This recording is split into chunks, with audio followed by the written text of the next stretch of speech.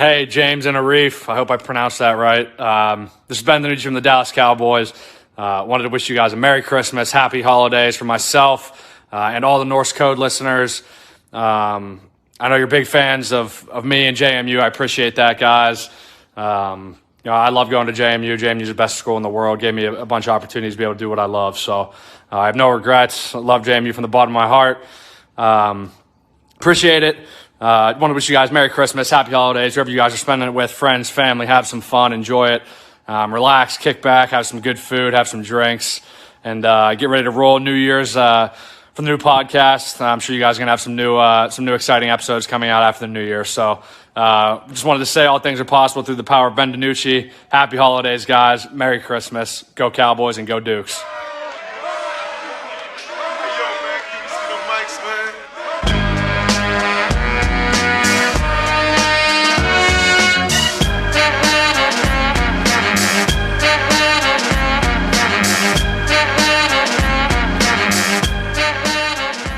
Welcome to Norse Code, the #1 podcast for your Minnesota Vikings. I'm your host and producer. My name is James Pagashnik. Thank you guys so much for listening.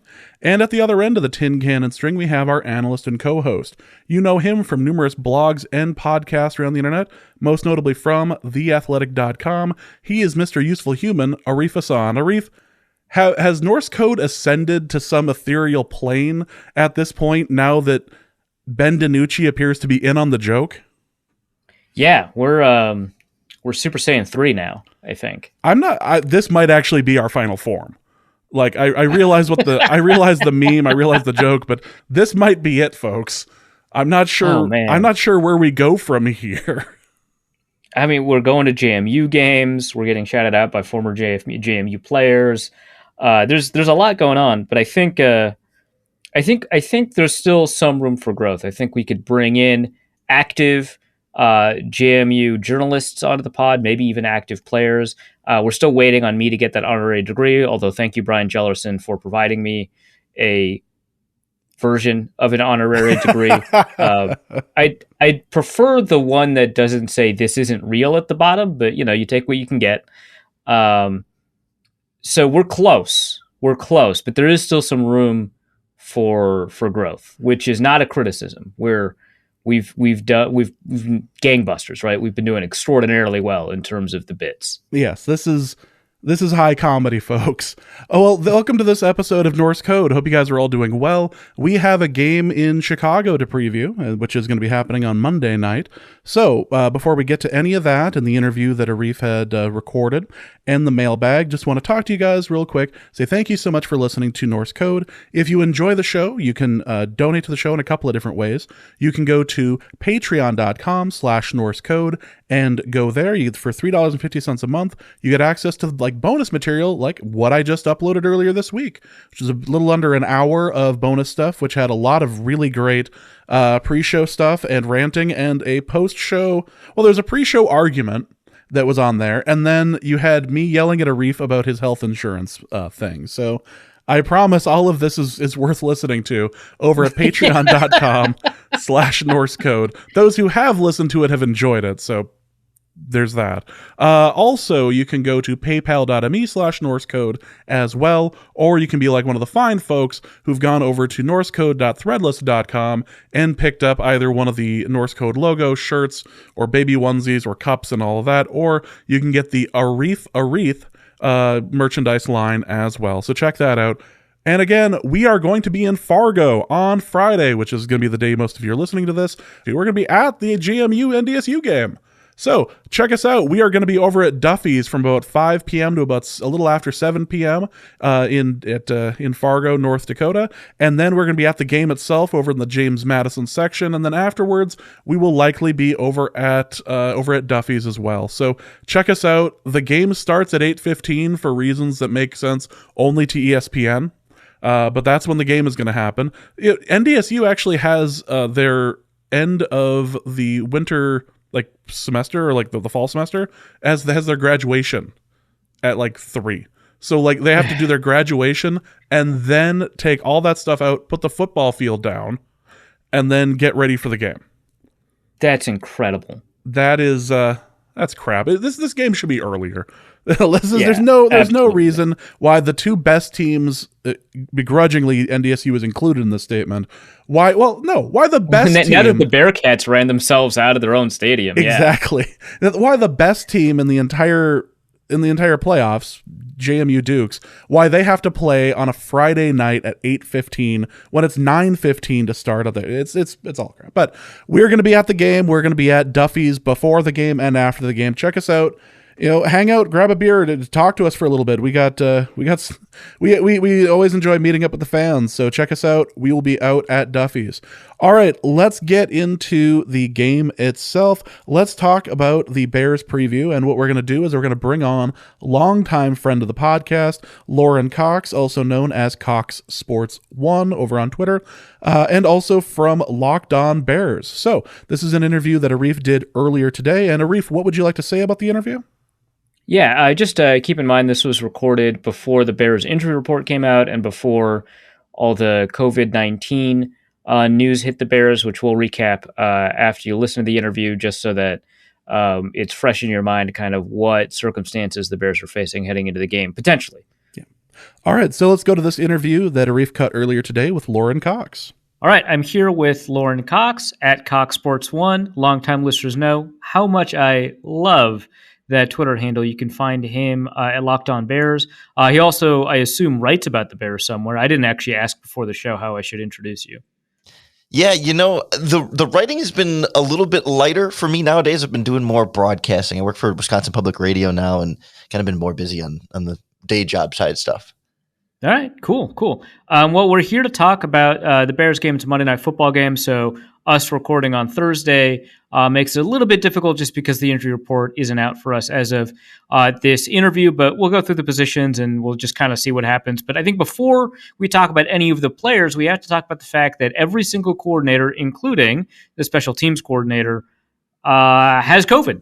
And it sounds like won't be available for the – I mean, I don't know how this works. Do you think they'll be available for the game? You tell me.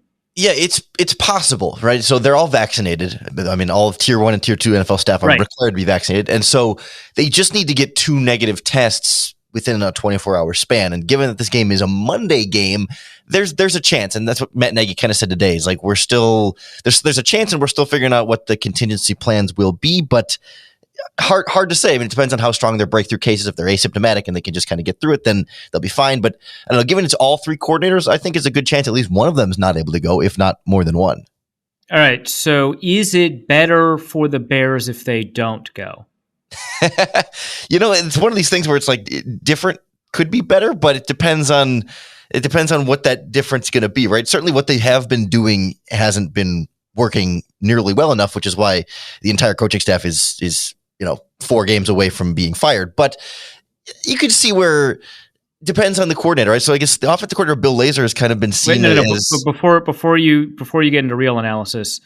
Metaphorical FMK, and we can't say the full words because we have an iTunes rating we want to preserve. Sure. FMK for this game: Bill Lazor, Sean Desai, yeah, Desai, Chris Tabor. Boy, it's just for this game because that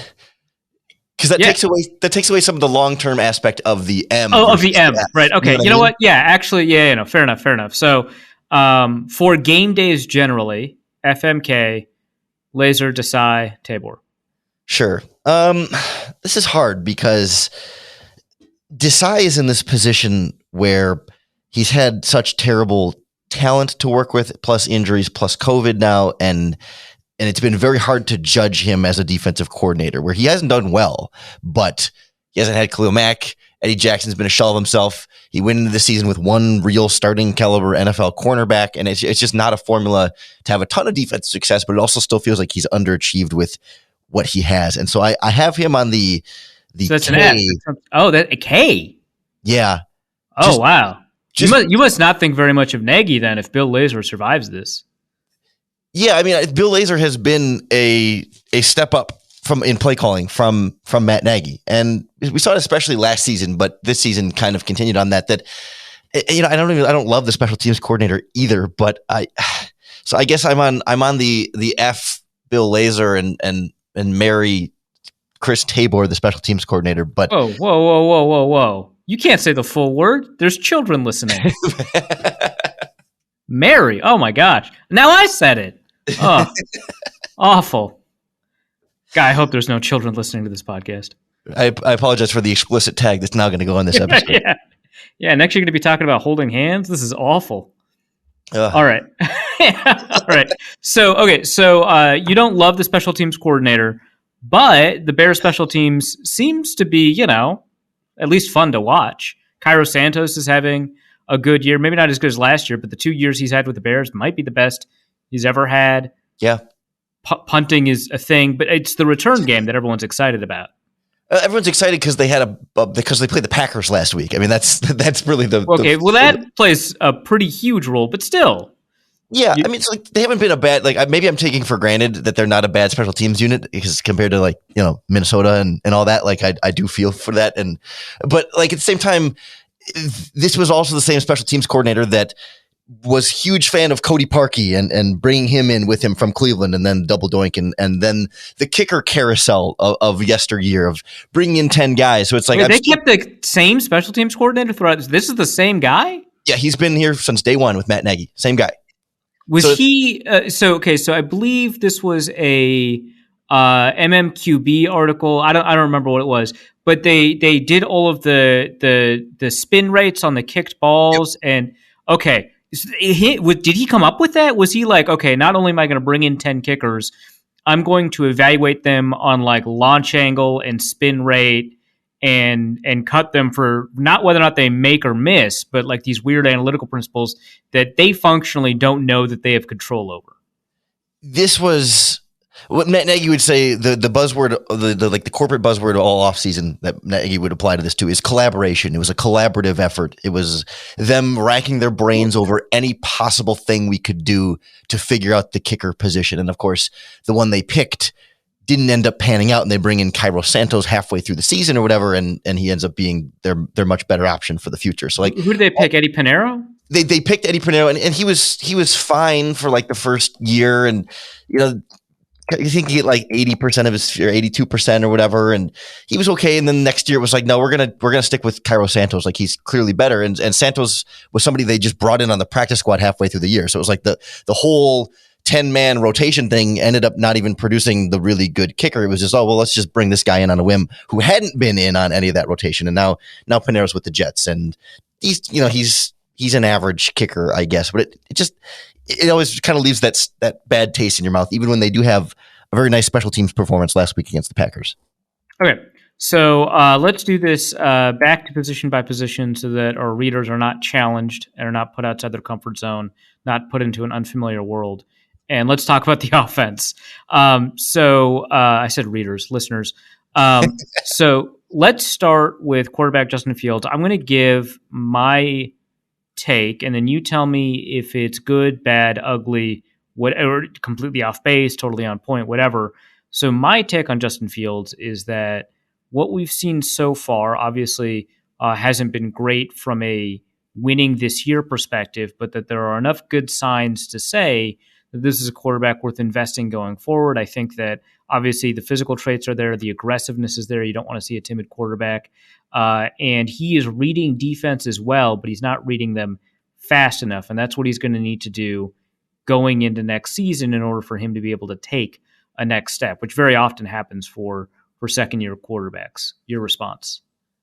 Very accurate. Pretty darn spot on. I would say it's the real debate is how fast is he reading defenses, right? That's the question. That's where I pause a little bit because I don't know that how much is it reading defenses and how much is it being on the same page with receivers that he didn't practice with all offseason, as he was never practiced with the first team until he was named the starter, and working in that offense. Another example of really great coaching. Yeah.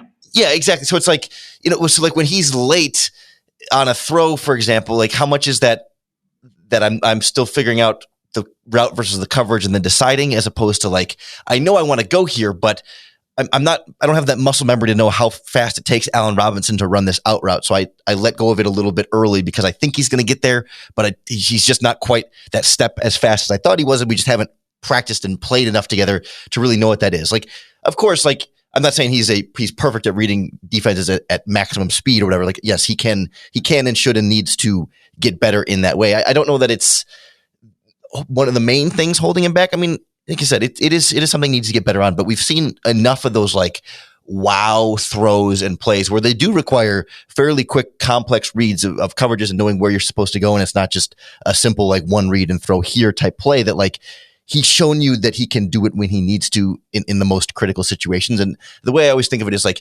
he makes all the really, not all, but he makes a lot of the really difficult quarterback things look easy. And he's just had some trouble with some of the easy things that just haven't been as easy as they should be in terms of like quick underneath passing, 3-step drop type plays where his footwork can be a little rushed or get away from it a little bit because he was never supposed to be that guy at Ohio State. And Nagy has tried some to force him to throw the curl routes that Matt Nagy covets so much.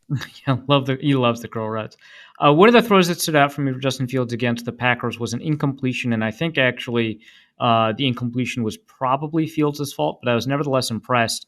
It was a throw, I think, deep to the right sideline to Darnell Mooney, where the throw, where he put the ball, which obviously it wasn't like right in the bucket, showcased that he was willing to throw, knowing that there were two defenders there to close in on Mooney, but he also knew where the safety was.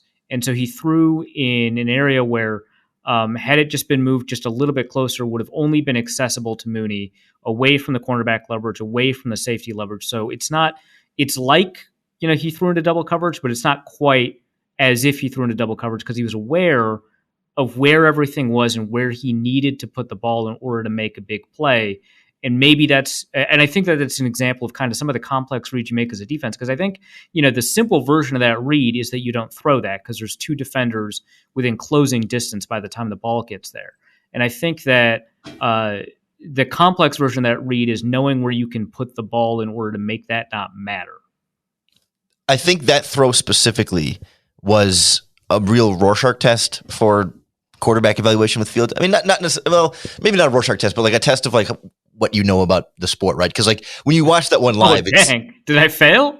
No. You have the right read here. That, like, I remember like watching that game live, and you do see the response on Twitter, and it's like, oh, Justin Fields just forced it deep downfield in the double coverage at the sideline. Like, oh, that was just him chucking it, just to fire something away. And not that it was like totally reckless because it was at the sideline, but like there was some of that feeling I saw like among people on Twitter of just like, and so of course watching it live versus going back through the all 22 is a factor in there as well. So like I'm always willing to give people benefit of the doubt when you're just reacting to a game live on TV and thinking you see it one way before you can actually like slow it down and see what the coverage was and see the route and see where Fields' eyes seem to go and where he placed the ball specifically. But that's exactly the kind of thing that we're talking about. I mean, it's next level.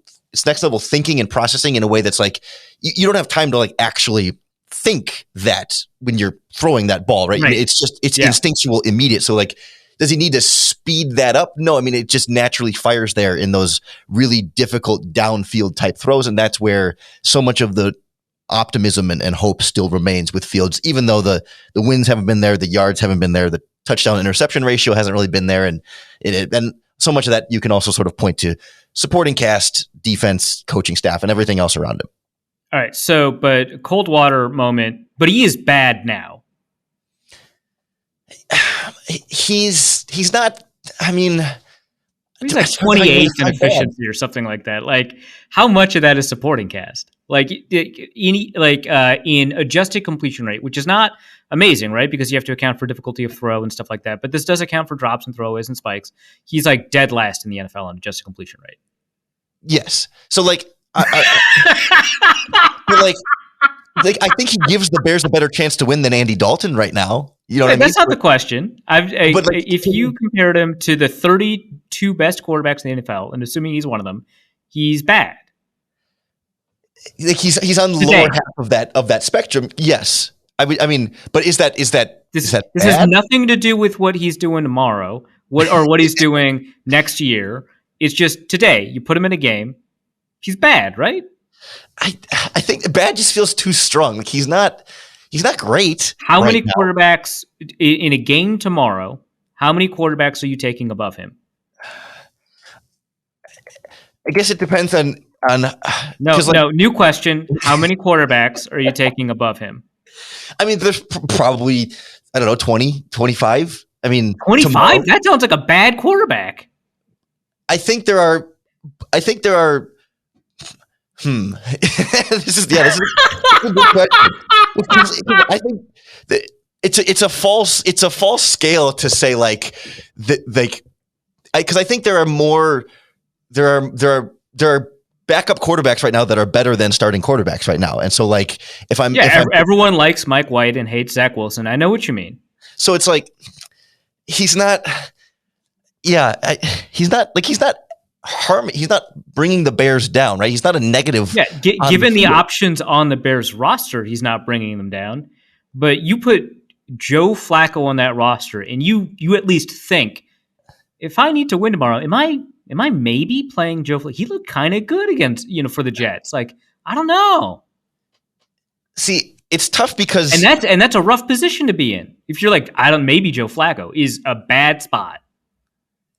I think what the difficulty I'm having here is that Fields is still so much of an unknown on what exactly we're going to get on Sundays, in the sense that last week against the Packers, he seemed to take a slight step back because he has cracked ribs and is in pain on every throw. And so the pick six he threw in that game was one of the worst throws, maybe the worst throw I've seen him throw all season. And there was another one where he was late and behind a receiver on a slant too, where it was just like, whoa. But prior to that rib injury, he was getting better every game. And against the Steelers before the Bears bye week, he led them on this 2-minute comeback drive. They took the lead with 2 minutes left. And of course, their defense blew it and they lost the game. But he looked incredible. And it was wow, there is Justin Fields. And so it's this week, I don't know, am I going to get back closer to that? I just watched the Steelers, man. I am not impressed. Fair. Not that the Steelers are a great team, but he did some great things in that game. And it's just that's it. Justin Fields against the Steelers, maybe we're talking more top 15, not bad quarterback. Against the Packers, he was closer to bad quarterback. And so it's I don't know exactly, we know what Joe Flacco is right now. We know what Andy Dalton is, but we don't know what Fields is. So he might be bad right now, but if I have to take him for a game, there's a decent chance that this could be the game where something else clicks and he puts it all together one more time, and he gets that 10% better all of a sudden because for whatever reason it's working. And so yes, he was bad against the Packers. So let's assume everybody is healthy in the series of comparisons I'm going to give you, and then we'll move on to another position because this is so fun. Game tomorrow, everyone's healthy, same supporting cast. Do you take Justin Fields or Jimmy Garoppolo? Oh man. That's so. But my only goal is I need to win this game, and nothing else matters, right? Correct. So you could, in theory, for this scenario, hurt Justin Fields by having him run 30 times a game. Well, I see what you mean. So I'm just saying, because obviously for the Bears, playing Justin Fields matters so much more because you want to develop him from week to week. Oh yeah, no. Your goal is are you married, Lorin? I am not. No. Do you have a girlfriend? Not currently. Okay. This is tough because you're a nerd. Do you have a family? Unlike Aaron Rodgers, yes, I have a very healthy relationship with my family. All right. So your mother is alive? Yes. Do you want her to stay that way? Question to ask. What? Do you want her to stay that way? Yes. You better win this game. Jimmy Garoppolo or Justin Fields? Yeah. Okay. So Jimmy Garoppolo. All right. Cool. Daniel Jones or Justin Fields? Oh, Justin Fields. Really? I'm not. I can't do it with. I trust Jimmy G a little bit more than I trust, significantly more than I trust Daniel Jones right now. All right. Baker Mayfield or Justin Fields, and remember, everyone's healthy. That includes Baker. Yeah, if Baker's healthy, I'm taking him. I mean, I still kind of believe in healthy Baker. Believe enough to say yes over my rookie quarterback, 100%. Okay. So yes, Jimmy. Yes, Baker. No, Daniel Jones. No, I can't do it. I can't ask if Mitch Trubisky is on the table here. I would say Kirk Cousins, but no, obviously Cousins, right? There's no question about that. Yeah. Tua. Ooh, Two is right there in that conversation. That depends on my supporting cast a little bit. Like if I think I need big plays, I'm going with Fields. Yeah, I was thinking that as soon as I said, because Tua is like the epitome of if you can win by death by 1,000 paper cuts, you're gonna try. Yeah. Okay. So, yeah. Okay. Yeah. It depends, and then it gets a little bit too complex. All right, Taylor Heineke. Oof. That's tough because I do like what I've seen from Taylor Heineke, but I don't know. Okay. So Justin Fields is bad tomorrow. Got it. Great. Let's talk about this receiver group. Derek Clausen said he's right where he needs to be. He's on his own path, and we love him how he is. The Vikings play him on Monday. That's what matters. I am also very encouraged by Justin Fields, and I think that the path that he's on, it's going to probably, we don't know if the game actually speeds up for him, but it's probably going to justify my QB2 take on him. Now, QB1 might be Mac Jones, but QB2 could be Justin Fields. So we could be on that path. Okay, sure. So Derek Clausen said that Allen Robinson is actually bad now, whereas before Allen Robinson was hurt by the fact that he's never had a good quarterback in his life, including I went all the way back to check if his quarterback in high school was recruited. The dude was not recruited. He ended up going to a D3 school and not even playing football. So Allen Robinson has never had a quarterback, period. And now that he might have one in Justin Fields, he's not good. What's your response to that? Well, if we just established that Justin Fields is bad. right now. That's right. Yeah, right. Yeah. That sort of gets to the Allen Robinson thing. Although I will say this, So Clausen's argument is that Robinson's not getting the separation that he used to get. I know Robinson has always done well, losing because the throws were off targets. Well, Robinson has always done well in Harmon. What's his first name? Is it Matt Harmon from? Yeah, Matt Harmon. Yeah. He does the reception perception thing and charts like separation. He's always done well, or at least well enough in that separation charting, and so like, but at the same time, like, is he doing that this year though? Do we have Harmon charts? Yeah, and that's Clausen's say because that this year Robinson has fallen off. I see. Yeah. So this year, I think there's a couple of things. One, he continues to not be used the way he should. I mean, he runs the highest percentage of curl routes of any wide receiver in the NFL. One of the analytics accounts put out like his route charts of like, and he was literally the top percentile of curl routes as a percentage of his routes. And like, that's just not utilizing his skill set to its full advantage. First of all, that excuses Robinson. What doesn't excuse Robinson is that there are very real questions now about his level of effort and how much he cares right now and how much he is really trying hard and playing to the whistle every single time. In part, I could not live his life. I get it. Exactly. It's like, it's understandable, but at the same time, like in the NFL, you kind of hope that your number one wide receiver on the franchise tag maybe doesn't do that. But like, it's very understandable. This is not just like, I don't know, like T.O. Randy Moss saying like, I want the ball more, give me the ball more. Like this is legitimately like a tortured, broken man. I feel for it. I really do.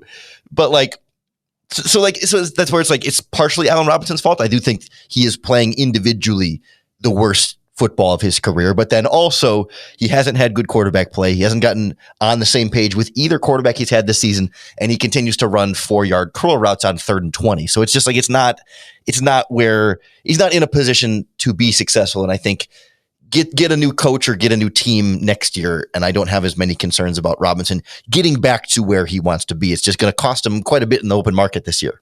Yeah. Darnell Mooney is, in my opinion, a good receiver. Can you build an offense with him as the top receiver? You certainly can. Should you? That's what the Bears have done this season. They've built an offense with him as the top receiver, and they are ranked 28th in offense right now in points scored and 31st in yards. So no, like he's fun and he's very good and he puts up 100-yard games and is very good. Ideally, you can make him your top receiver in an offense, but you can't make him that true, game defining number one type. You know what I mean? Like so you can have a good offense where he's the best receiver on the offense, but you cannot design an offense around him. Is that what you're saying? Yes. Like you can, if you have 4 pretty good receivers and he's the best of them, you got to find passing offense there, but you can't make him what your offense is purely built around. That's where he is right now. Second year of his career as a 5th round pick. I mean, obviously, like this is the gangbusters in terms of pick value, right? I'm just trying to get now that we've established the level of talent that he seems to have, kind of where within that range does he fall? All right, so what does he do well? What does he do poorly? Yeah, I mean, obviously he's got speed, and that's what and that's what's been so interesting about him coming out of Tulane was like in college he was just the field stretcher, right? Go vertical, send it deep, and kind of be that one-dimensional type wide receiver. And he shows up his rookie season, starts week 1, and is now a really strong route runner. I mean, not an elite, Devontae Adams, Adam Thielen type route runner, but like a lot better and more well-rounded in that area than we thought he was coming out of college. And even he kind of said, like, he was a couple weeks in the season. He's like, yeah, it's crazy. Like now I can watch film on my opponent in the week ahead of time instead of having to study. So like now I know the cornerback before the game instead of like in college, I had to learn my opponent as we were playing. So I'd usually figure him out by the second or third quarter, but like now I know before we even start. So I can actually like play wide receiver at this cerebral level. And that's what I think it's been so interesting to sort of see that growth as he's been able to spend more and more time like actually watching film and learning and not just having to be an actual student in addition to student athlete at Tulane. So like he's been great in that regard. He's not a physical contested catch type guy. And there's always there's more room to like, for example, like stacking defenders vertically and being able to sort of create that last minute separation. There's little things like that. And body control at the sideline. A couple of times he's had a couple balls there where like, the Julio Joneses of the world could get their feet in bounds, but he can't. And that's, it's not that's a fair comparison, but little things like that where you can kind of get to the next level. But he's already got 740 yards in this season where the rest of the offense hasn't been able to do anything. And he's been Nagy proof more so than pretty much anybody else. All right. So between Marquise Goodwin, Damian Barrett, and Jakeem Grant, I know who has more Olympic speed, obviously, but who has more football speed? That's a good question. Before last week, I probably would have said Goodwin, but Grant really, yeah. I mean, Grant took off last week and was, mathematically they measured like he was the fastest player the Bears have had on the field this season in terms of the top speed that he hit. And so like, that measure is like very favorable to returners. Did this measure come on an offensive play or on a return? I can't remember. They showed I don't remember which one the record or the season leading one was, but they showed 2 of his runs, and one was like 19 miles an hour on an offensive play and one was 20 point something on the special teams play or vice versa. So like he was within a mile per hour on either one of them. That's not a small gradation. Well, but I mean like yes, no, right? I mean like he was very fast on both plays. Yeah. Like one was a jet sweep where they somehow got like 5 blockers out in front of him in space, and the Packers had no idea. And the other one was, of course, a punt return down the sideline. So like he's been fast. And I just wonder if like maybe Marquise Goodwin pre-knee injuries may have been faster, but like he's still fast, and he's also been hurt and hasn't played in 2 or 3 weeks, and very much up in the air whether he'll be good to go this week. I would lean probably not, if we're being honest. But so like Grant's got some recency bias there, and also just like being younger and not having gone through some of the injuries that Goodwin did. Is Grant going to feature fairly heavily in the offense going forward, do you think? Yeah, I wouldn't expect Jakeem Grant to be like any kind of major part of the offense. It's much more of a gadget role right now. Like even last week against the Packers, he had 1 catch. It was a 46-yard touchdown, but it was not like there's something they really kind of built around him. I will say they do use him in the backfield a little bit more, and they've also put Damian Barrett in the backfield, which is also where his touchdown catch had come from. But again, it was 1 handoff to Grant and 1 jet sweep pass to Grant, and that was like he kind of been their number 3/slot receiver with with Marquise Goodwin hurt. And I guess Bird's kind of been in and out of that role too, depending on Robinson's health as well. Like he'll be on the field some, but just not somebody who's going to be prominently featured in the offense all that much. All right. Well, I think that allows us to move pretty quickly to the running back and tight end group. Cole Kmet at the tight end group is getting way more snaps, it seems like, than anyone else among the tight ends. He obviously has lived up to his like second round valuation, but that's like less important than what value does he provide to the offense right now? It seems it fluctuated a little bit, but very little is kind of where it stands. Like he's just not a difference maker in any like noticeable way. He's just like very mediocre in everything, right? I mean, like he's pretty big and pretty strong, but he's not a dominant blocker, and he's not a great contested catch guy, and so like he's not separating very much.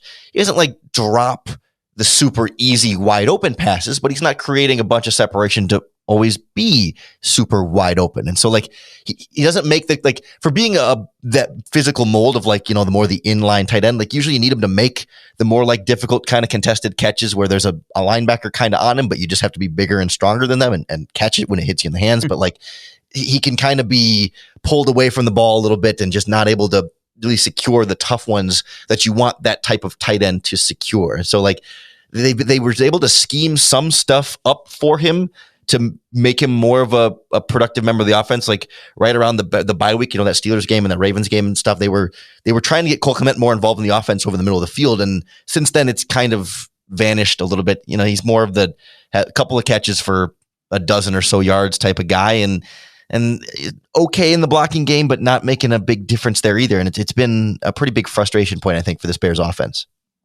Yeah, that's fair. Are there any like talented blockers? Do they want to bring in a sixth offensive lineman, or does when Jesse James comes in, are they happy? Is the promise that was shown by Jesper Horsted in the preseason something that they're really excited about going forward? What's going on with the rest of the tight end group? Horsted has been a healthy scratch. Well, presumably healthy scratch. Doesn't seem to be showing up on the injury report, and it's been kind of a weird head scratcher. But you know, they roll with a lot of other tight ends anyway. Usually, it's three or four other tight ends in the game. So he's been kind of, you know, on the bench type, you know, last man on the list. But you know, they use Kmet primarily as the top blocker, I guess, and Jesse James too. And they're the blockers, and of course, Jimmy Graham is not much of a blocker. Yeah, not much of a blocker. And even his role is kind of now they were trying to force it to him earlier, and now he's pretty much red zone guy and occasional check down in the middle of the field guy. But they will definitely force at least one jump ball to him in the red zone. He will be lined up by himself at wide receiver on the far side of the field alone, and it's very obvious where the ball is going to go, or at least where they want the ball to go, because it'll be one-on-one versus cornerback, and that is not a super high percentage play. Maybe it would have been earlier in Jimmy Graham's career, but in general, it's not, and it's just. Yeah, the tight ends always felt like one spot in this offense where they could and should get more out of, and a way to, you know, stretch teams vertically up the seam a little bit more and create more space towards the sidelines for your wide receivers. And it just hasn't really come together. Some of it's talent, some of it I think is scheme and coaching. All right, well, let's talk real quick about the running back group before we finish up with the offensive line. So David Montgomery, the lead back. Zimmer mentioned that he's a tough runner. It's a pretty good compliment to what Fields can provide as a scrambler. But also, you know, I've seen, you know, Damian Williams get a good chunk of yards. I've seen a bunch of buzz about Khalil Herbert. What should I know about this running back group? Right now, the Bears are all in on David Montgomery and not doing it as much with the backups. So they'll occasionally get some carries, but it's been a struggle getting David Montgomery himself enough carries, let alone having enough to go around to also feed the other backs. I mean, I love Khalil Herbert as a rookie 6th-round pick. He was phenomenal in place of Montgomery when he was hurt and really looked the part. And I thought was like taking money away from Montgomery's future contract, because the Bears could kind of look at Herbert and say, well, we don't need to pay David because we've got this guy behind him. And that still may be true. But since David Montgomery's come back, I think Khalil Herbert may have a total of maybe 10 carries across the 3 or 4 games it's been. I mean, they just have not been giving him the ball. They haven't really been giving Damian Williams the ball much, and it's very much, we want to give David Montgomery the ball. The problem is, against the Green Bay Packers, for example, they handed it off to Montgomery one time in the second half, and even though they win at a halftime with a lead. And so it's been this frustrating back and forth of some games they realize that they have a pretty good running game and a quality running back that is able to take some pressure off the rookie quarterback. And some games they just get so excited about passing with Justin Fields that they forget that they can run the ball usually pretty effectively. And even when they're not down 17 on the scoreboard, they still sometimes kind of get lost in that. So like the Bears haven't had too much trouble running the ball in most games this season. The main thing stopping them is their own play calling decisions. Yeah, that sounds pretty Bears. Yep. Yeah, that feels about right. All right, so the offensive line, I think there's, 2 players that are in the COVID protocol on the offensive line. We saw Tevin Jenkins return after missing the offseason because of a back injury, missing the regular season because of that back injury. It sounds like he hasn't had the back injury for the last 2 weeks, so he finally got into a game and he got blown up. I think is the best way to put it. Jason Peters disintegrated, I think, against the Packers as well. I don't know, man. The tackle situation seems less than ideal. And the guard situation does not seem enviable either. What's going on with the offensive line? Yeah, so there was a stretch there where the tackle situation had stabilized and felt pretty good. Jason Peters was playing good enough. He was playing well. I mean, he wasn't playing at Jason Peters level, but he was perhaps their most consistent offensive lineman for a decent stretch of the season. And they were like, okay, like that's, he's not going to be perfect. He's going to give up some pressures here and there, but you know what you're getting every week from Jason Peters over there. And then on the right side, they were starting rookie right tackle Larry Borum, which had disaster potential, but like after a couple starts, like he was settling in. And again, not playing at a Pro Bowl level, but like, okay, there's some tackles here that you can work with and can sort of get by with. Everything fell apart against Green Bay.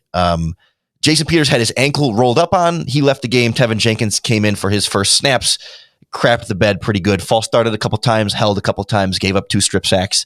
It was a rough thing to get thrown out there in the middle of a game when you haven't been practicing with the starters at all and in on all of those sort of, get building that chemistry and that cohesion with the rest of your offensive line. So like it was understandable, but just not good. And the Bears have said as soon as Peters is ready to go, he is going to start at left tackle. So it's possible he could play this week against the Vikings. We haven't really seen the full extent of this ankle injury. I would guess that might be a little bit too soon for him to be able to come back, but the Bears haven't ruled that out even immediately after the injury. They just said we're gonna kind of see how bad the ankle injury was. But if it's Jenkins again, a lot of eyes are going to be paying attention to how well he can hold up on that side. Borum on the right side is on the COVID list. His backup Elijah Wilkinson is also on the COVID list. So it's a little bit TBD who's going to play at right tackle. And if neither of them can go, it could be very ugly. It would be something called a Lachavius Simmons or Alex Bars. And they're both not NFL caliber offensive linemen in any way, shape, or form. So that could be a real disaster. On the interior, James Daniels and Cody Whitehair are the 2 guards, both second-round picks in the last 5 years, both ascending younger players who had been playing fairly well this season. Both had their worst games of the season against the Packers last week. I mean, just were demolished by Kenny Clark and then, but more concerningly, Kingsley Kiki, or yes, is it Kingsley Kiki? It's Kingsley Kiki. I know Kingsley sounds like a last name, but he's a lasty firsty, I think. Yes, yes, he is. So like they got demolished last week, and all of a sudden it's like, well, can we trust them? And the weird thing is like, while the rest of the offensive line had been playing so well, the weakness all season has been the center, Sam Mustipher, former undrafted free agent out of Notre Dame, played well for an undrafted free agent last year, but has really not taken any steps forward and was struggling to get protections called correctly and pick up blitzes to help Justin Fields. I mean, it was a real problem. And weirdly, like last week against the Packers, he was the one who maybe played the most consistent or had the least glaring mistakes. And so now we don't know what to know about this Bears offensive line. It was last week against Green Bay just kind of a weird anomaly for some reason? Everyone had a bad game at the same time, or is it a sign of like things falling apart as the rest of the team also seems to kind of fall apart around the coaching staff and the locker room and all that stuff? All right, so up against a fairly depleted Vikings pass rush that does not have Daniil Hunter, that does not have Everson Griffin, that has moved defensive tackle Sheldon Richardson to defensive end, where he's actually done all right. They've got DJ Wanham. Physically, he's there on the field. He clearly takes up space and occupies. He breathes and has a heartbeat, correct? Yeah. So he would physically need to be moved if you were run blocking, for example. You do need to account for the fact that space bends around him and he exerts gravitational force in the manner that humans do. So that's true. Patrick Jones is there. He can actually kind of defend the run. So knowing that, Michael Pierce, Dalvin Tomlinson are both back, and they're good nose tackles that are both playing on the field at the same time. And you've got, this group, I guess, of defensive ends. How do you think about, what do you think of the protection that Fields will see, given that the Vikings will have to basically manufacture a pass rush? Something they did pretty well in the first half against Pittsburgh, but again, manufactured. I don't have a ton of faith in the Bears' young center, Sam Mustipher, like we talked about. Like, it's been challenging sometimes to get a man on each blocker, or a blocker on each pass rusher, and to not let someone rush free even when it's not an overload blitz.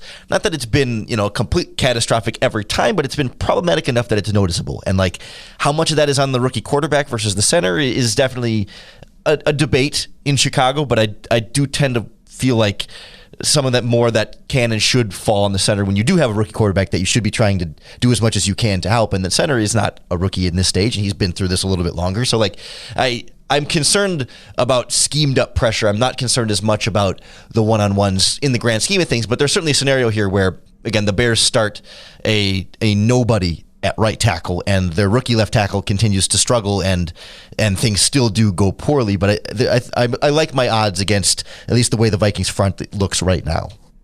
All right, cool. Well, let's talk about the other side of the ball, the defense. The Bears had the NFL's best defense in 2018. And it feels like it's been a slow decline since then until this season, when it's been a very sharp decline.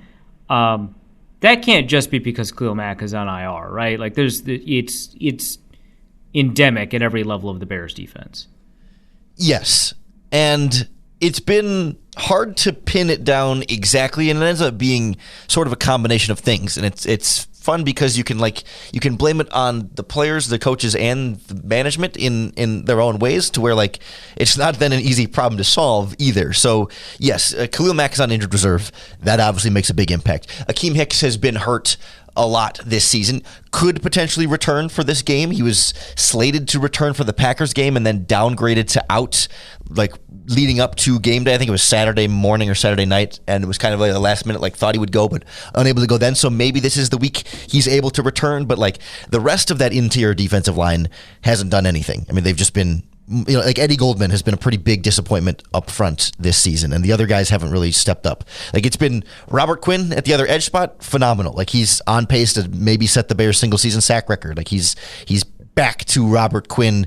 Bendy gets after the quarterback, strips the ball pretty well in there too, knows how to do all that. I mean, it's been sort of the full package, even in run defense too, from Robert Quinn. But then it's like, they haven't really had a good linebacker next to Roquan Smith. Trevathan's up past his prime, and Alec Ogletree's been Alec Ogletree. Like, you kind of know what you're getting there. Right, yeah.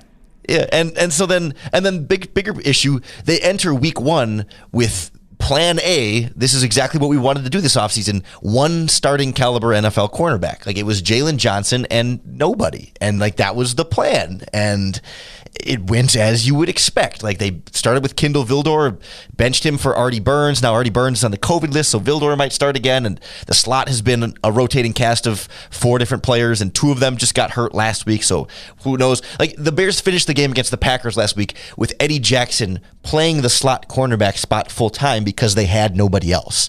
Like, it's been that level of disaster. They had to bring in a different safety on the back end to take Jackson's spot, just to, because he's kind of just like, all right, who else can play the slot?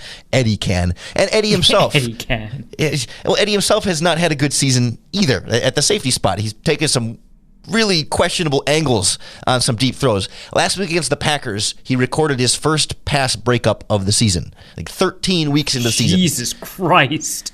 No interceptions. First PD was in the end zone, breaking up a touchdown. But like, he is just not the same Eddie Jackson. He hasn't been god awful. He's missed tackles at the same rate he always does, which is way too much. But yeah, but you can live with that when he's got 4 interceptions and makes these game-changing plays and can break up passes and roam the whole back end of the field. But he just hasn't been dialed in, locked in the same way. However you want to describe it, is that a coaching thing? Is it a personal thing?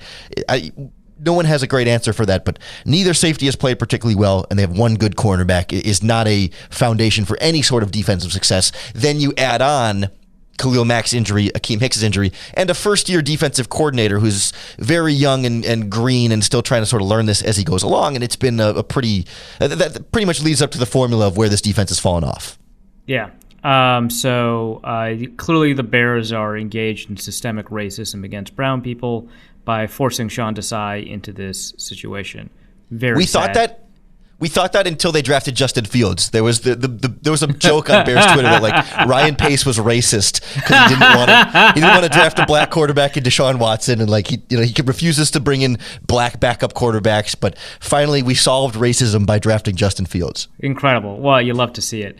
So to look at this a little bit more granularly, so Akeem Hicks sounds like he might be back for the Vikings game. He played, I think, through week 9, I want to say, this year. Missed a couple of games. He's going to come back. Dude, are you there? Oh, was that a question? Sorry, I thought I didn't realize that was the end of the thought, but I can still hear you. Oh, okay, yeah, okay, great. Sorry, I thought you like trailed off there, and I was waiting for you to keep going. No, just fill in, man. It's cool. Yeah, so like Akeem Hicks played through week 9. He had left a few of those games injured, and didn't play the full capacity, and was just clearly not at 100% for all of that stretch. I mean, there were stretches of like, oh, hey, there's Akeem Hicks. We missed that. We love that. We want to see more than that. But like, it has been rough from him, and it's been. This is pretty clearly, I think, going to be his last season in Chicago. But hoping to still see this sort of like last hurrah over these last few games. And I think Vikings fans have had some fun times with Akeem Hicks over the years in Chicago. So maybe we can grab a little more of that. Okay. I don't know that sounds amazing for Vikings fans, but certainly that's in the realm of possibility. Do you think that he'll be playing at that level if he comes back? No, there's none. I don't think. Fantastic. I don't think so. Great. Eddie Goldman on the COVID list, but also was playing poorly. Blessing in disguise? ? Would you rather have Khyiris Tonga out there? Well, Tonga's been hurt, and also maybe he landed on the COVID list too. So the answer is amazing. No. So what? Just Bilal Nichols at nose tackle? Yeah, pretty much. And I mean, Tonga's a rookie bad. 7th. I mean, yeah, Nichols is fine, and Tonga's a rookie 7th round pick. I mean, he's not great. I mean, he's fine for a rookie 7th round pick. He's doing all right. Like, he's hanging in there. But and not that Goldman has been like a massive like liability necessarily. It just has not been anywhere near to the level that his contract would suggest, and that the Bears need him to be in the middle of that defense, particularly in the running game. Like, he hasn't been able to occupy blocks as well, and he'll teams will still double team him, but like they're pushing him back a bit more, and it is interfering with the linebackers. Like, it's not like he's just like useless, but it's just not. It's not the Eddie Goldman the Bears thought they had. All right, I'm going to veer off a little bit and ask if you've seen Ted Lasso. I have not, and that's a problem. Okay, that would make the analogy not that useful then. So I like Ted Lasso, the show. I think it's great. But I also think it happens to be overrated. It happens to be one of those things that's both quite good, very good, and, in my opinion, overrated. Like The Office? Yeah, I don't think The Office is like that good, but yeah, fair enough. Sure. So anyway, on that note, Roquan Smith. I am so alone in this Roquan Smith camp, and like Bears fans don't want to hear it. They really don't, because I think it's partially it's like, okay, I had no idea what your take on Roquan Smith was. So you're with me on this then. Roquan Smith, yes, I think so. Like, Roquan Smith is very good in coverage. He is athletic and can keep up with certainly tight ends and running backs very well, and receivers fairly well, and is fairly instinctual on that end.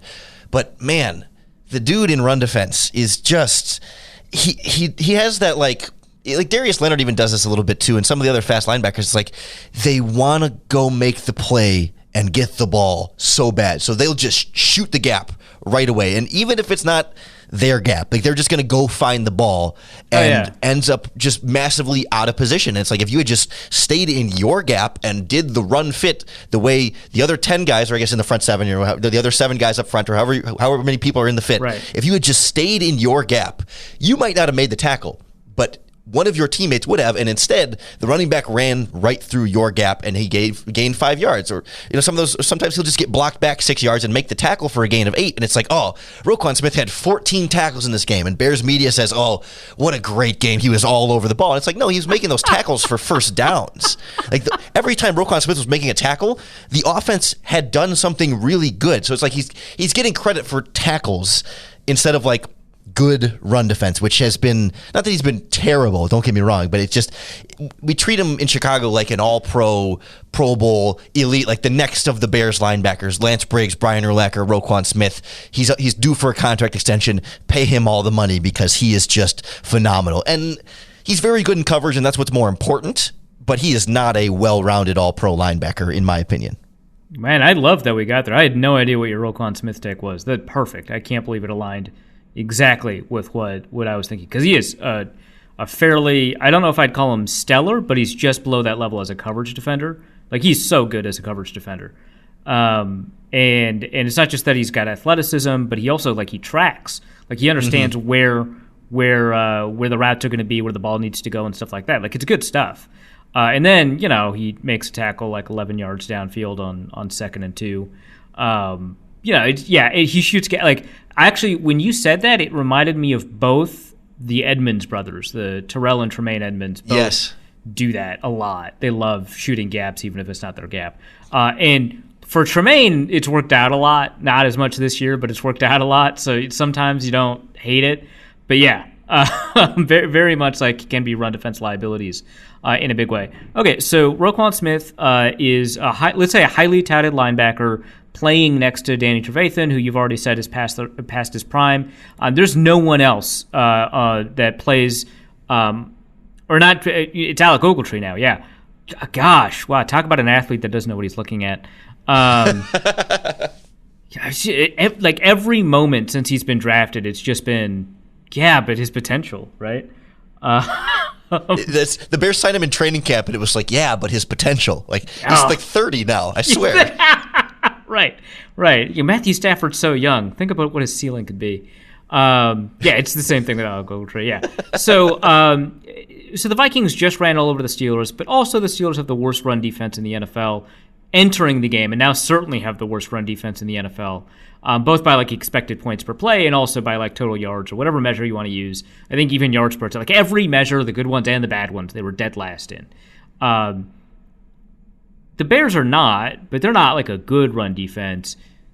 This feels like one where, like, given that the Vikings are like feeling their oats from a run blocking perspective, that they might just want to get another 200-yard game out of Dalvin Cook. Do you think that's going to be the game plan? I can see it for sure. Like, I think it's a smart game plan to go to, certainly, but at the same time, like, I much like the Vikings wide receivers matched up with these Bears cornerbacks for the most part, and that's kind of been the thing with the Bears, right? It's like their run defense this season has not been stellar, but they haven't really they haven't had like the big 200-yard, this running back is just completely destroying them all game and they have no answers. Like, most teams have been able to run the ball pretty well against them, but it's not why the Bears have lost. Like, they lost because they can't stop anybody in the passing game, particularly, down the stretch in key moments at the ends of games. So it's like their run defense could be better and probably needs to be better, but like it's not really what's killing them. The team hasn't been able to just like purely kill them with it. And so, like, I think that's what I'm expecting from the Vikings. It's like Dalvin Cook will have a good game and he'll rush for 4.5, 5 yards a carry and get his 100 yards or whatever. But we'll look back on it and say, well, it was Jefferson and Thielen each had 75 to 100 yards and Kirk Cousins threw for 303 touchdowns. And really, that's why the Bears lost, even though, Cook also had a good game.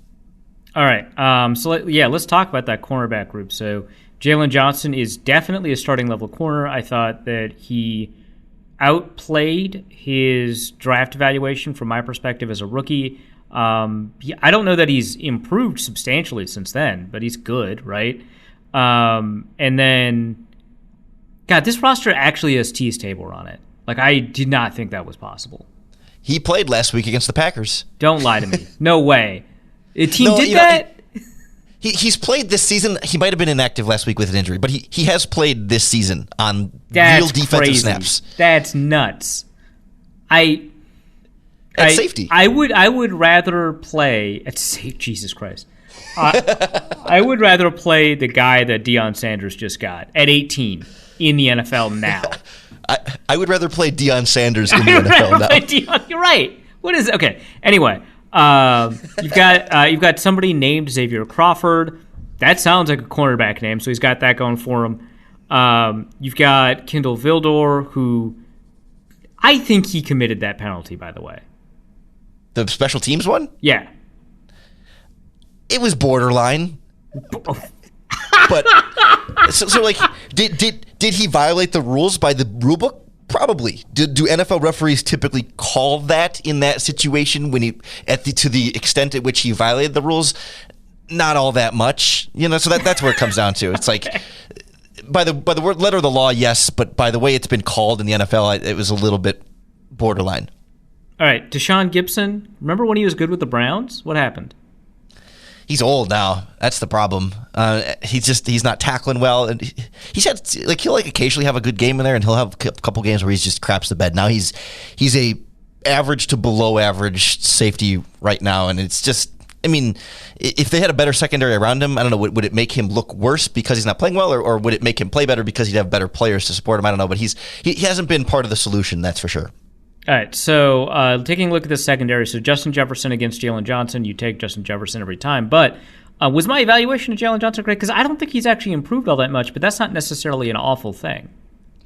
Yeah, I mean, I don't think he's taken this huge next step to be a shutdown number one cornerback, but he's I think he's incrementally gotten better as he's gotten a little bit more experience, but he's not great. They tried to make him the shadow coverage follow Odell Beckham all game against the Browns, and they shadow coveraged. He had one other game of shadow coverage. I don't remember if it was Devontae Adams the first time against the Packers, or if it was someone else. It went rough. It went terribly both times. I mean, he couldn't. But the alternative is now you've got Kindle Vildor on Devontae Adams, right? Exactly. This is a very stem the bleeding move. Yes, and so he's not that yet. But last week against Devontae Adams, there were a handful of times where it's them one-on-one and Aaron Rodgers throws up the ball and Jalen Johnson made a play. He actually held his own on a few of those plays. And of course, by the second half, Matt LaFleur was moving Adams into the slot and all over, and then he was matched up with the Xavier Crawfords and the Tease Tabors of the world. And of course, that's going to work very well for the Packers. But Jalen's getting there. He's not going to shut down Justin Jefferson. He's not going to shut down Adam Thielen. But he'll win some of those. He's not going to get burned every single time. He'll hold up all right. All right, so we don't know if Adam Thielen is going to be healthy enough to play. Mike Zimmer's optimistic that could be the case on Mondays. But if he's not, you've got someone like KJ Osborne in there. Have you seen enough of KJ Osborne to develop an opinion of him? Do you think that you put him up against Kindle Vildor that? Well, I'm just going to tell you, he's probably going for 60 at least. But do you think that they could hold him to less than 60 in a world where Adam Thielen is, not out there? It's just Justin Jefferson. I do not know enough about KJ Osborne individually to form a educated opinion on him, but I know enough about this Bears secondary to say that, he's going to get his yards. That's all right. That's about where I'm at. All right, cool. So that's the offense. The defense. We did talk a little bit about special teams at the beginning of this episode. That's probably enough talk about special teams. Once again, without Bill, so they probably will. He's probably going to test negative by the time the game starts. But without Bill Lazor, Justin Fields now has to draw plays in the sand. Do you trust him to do that, hypothetically? Do I trust He's the OC now. Matt Nagy's gonna be like, I can't hear you. The helmets don't work. I don't know. He's gonna do it all. So, I don't know that I trust Justin Fields specifically to call plays in this offense, but if Justin Fields could build his own offense, but if he's got time to, okay.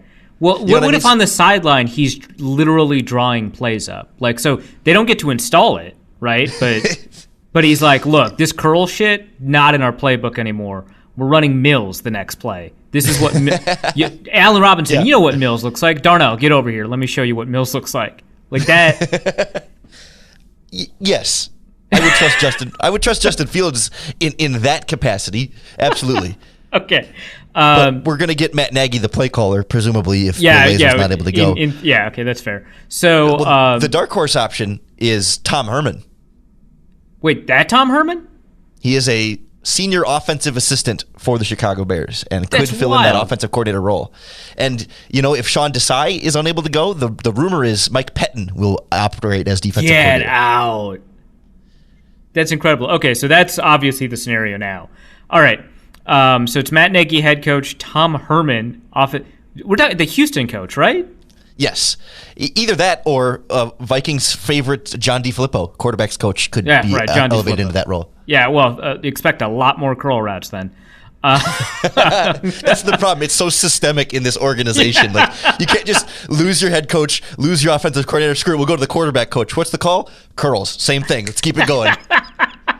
All right. So the scenario is Tom Herman, offensive coordinator, Mike Pettin, defensive coordinator. Incredible. Special teams doesn't matter. With that in mind, what's your score prediction? It's hard for me to have a lot of faith in the Vikings in general. Yeah, I feel you. I'm there. But especially at Soldier Field. I mean, they're terrible at Soldier Field.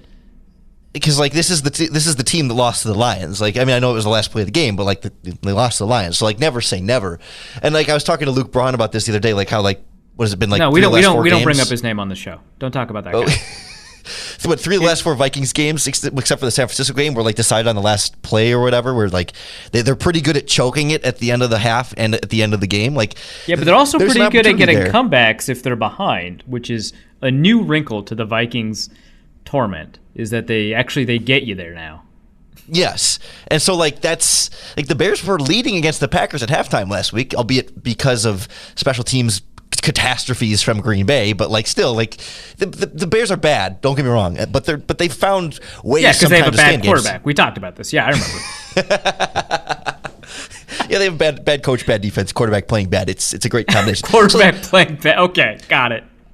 all of this is for me to hedge a little bit in the sense that you never say never, but the Bears, I don't think the Bears are going to win this game, but I don't trust the Vikings enough to say, oh yeah, they're going to win by 17. So it's it'll be close at the end, and maybe the Vikings will break their late game struggles curse a little bit here, because Lord knows the Bears have been just as bad at getting a lead late in the game and then completely blowing it when they actually do get that lead late in the game. So I don't know, give me 17-20 Vikings, something kind of ugly, a couple touchdowns, couple field goals. Maybe, I don't know if I trust the Vikings to hit 2 field goals in that scenario, but maybe it's a missed extra point after a touchdown to get them to 20. I'll go with that.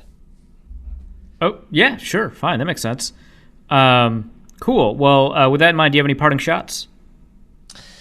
I'm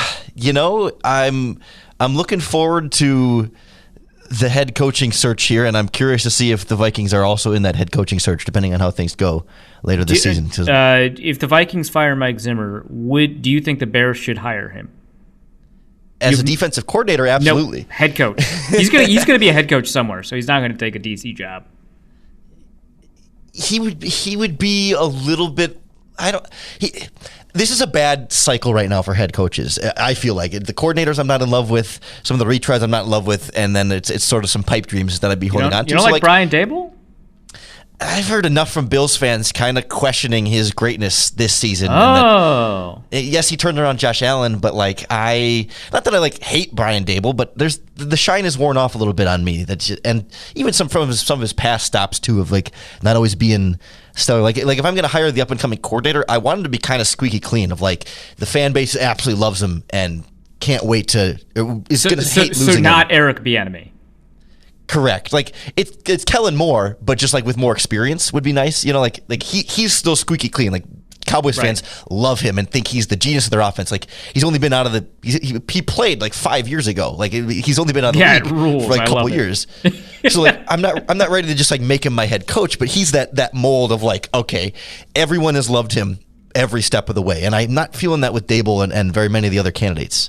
All right, so you're not feeling with Daboll, Byron Leftwich. You're not feeling it with, and you don't think Kellen Moore is there yet. Matt Eberflus has been bandied about. What about him? Yeah, there's some of that Colts stench is just the Colts stench. Yeah, like honestly, like I'm here for Dave Tobe 100%. Like it's it's been time. Yeah, okay, we agree there. But but so now that you have talked down the entire top like portion of the coaching search, you still wouldn't take Mike Zimmer as a head coach? I'm not like completely against Zimmer, but it's like I want to exhaust my other options first. So like Raheem Morris.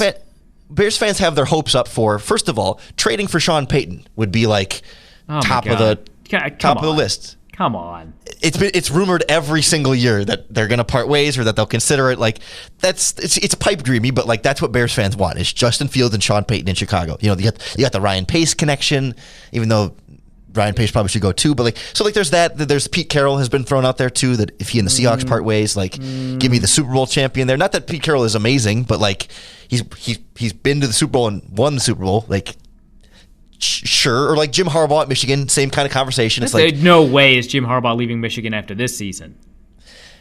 People have said even before he came to Michigan that his dream job, more than any other job, would be to be the head coach of the Chicago Bears. Like he tells his friend, supposedly has told friends and family members over the years, if he could have any job, he could pick any, even over Michigan. Before he was at Michigan, over Michigan, he loves Michigan. He's a Michigan man. I understand his history with the Chicago Bears, but like he loves Michigan. He's a Michigan man, and I don't think he's going to leave. But I just they're going to back up a Brinks truck. Even before things went well at Michigan, and even before he was at Michigan, like when he was fired from San Francisco and still, like when the Bears hired I don't remember if it was when they hired Fox or when they hired Nagy, like that was the talk. Is like Harbaugh's dream job is to coach the Chicago Bears. So like never say never, I guess is. All right, well, okay. But what about Raheem Morris?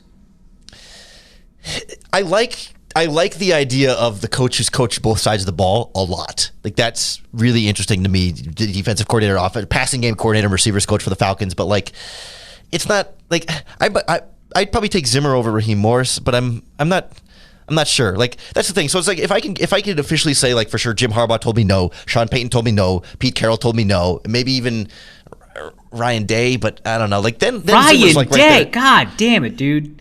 Then Zimmer's right there in that conversation. Yeah. So okay. So those four guys you named, absolutely not.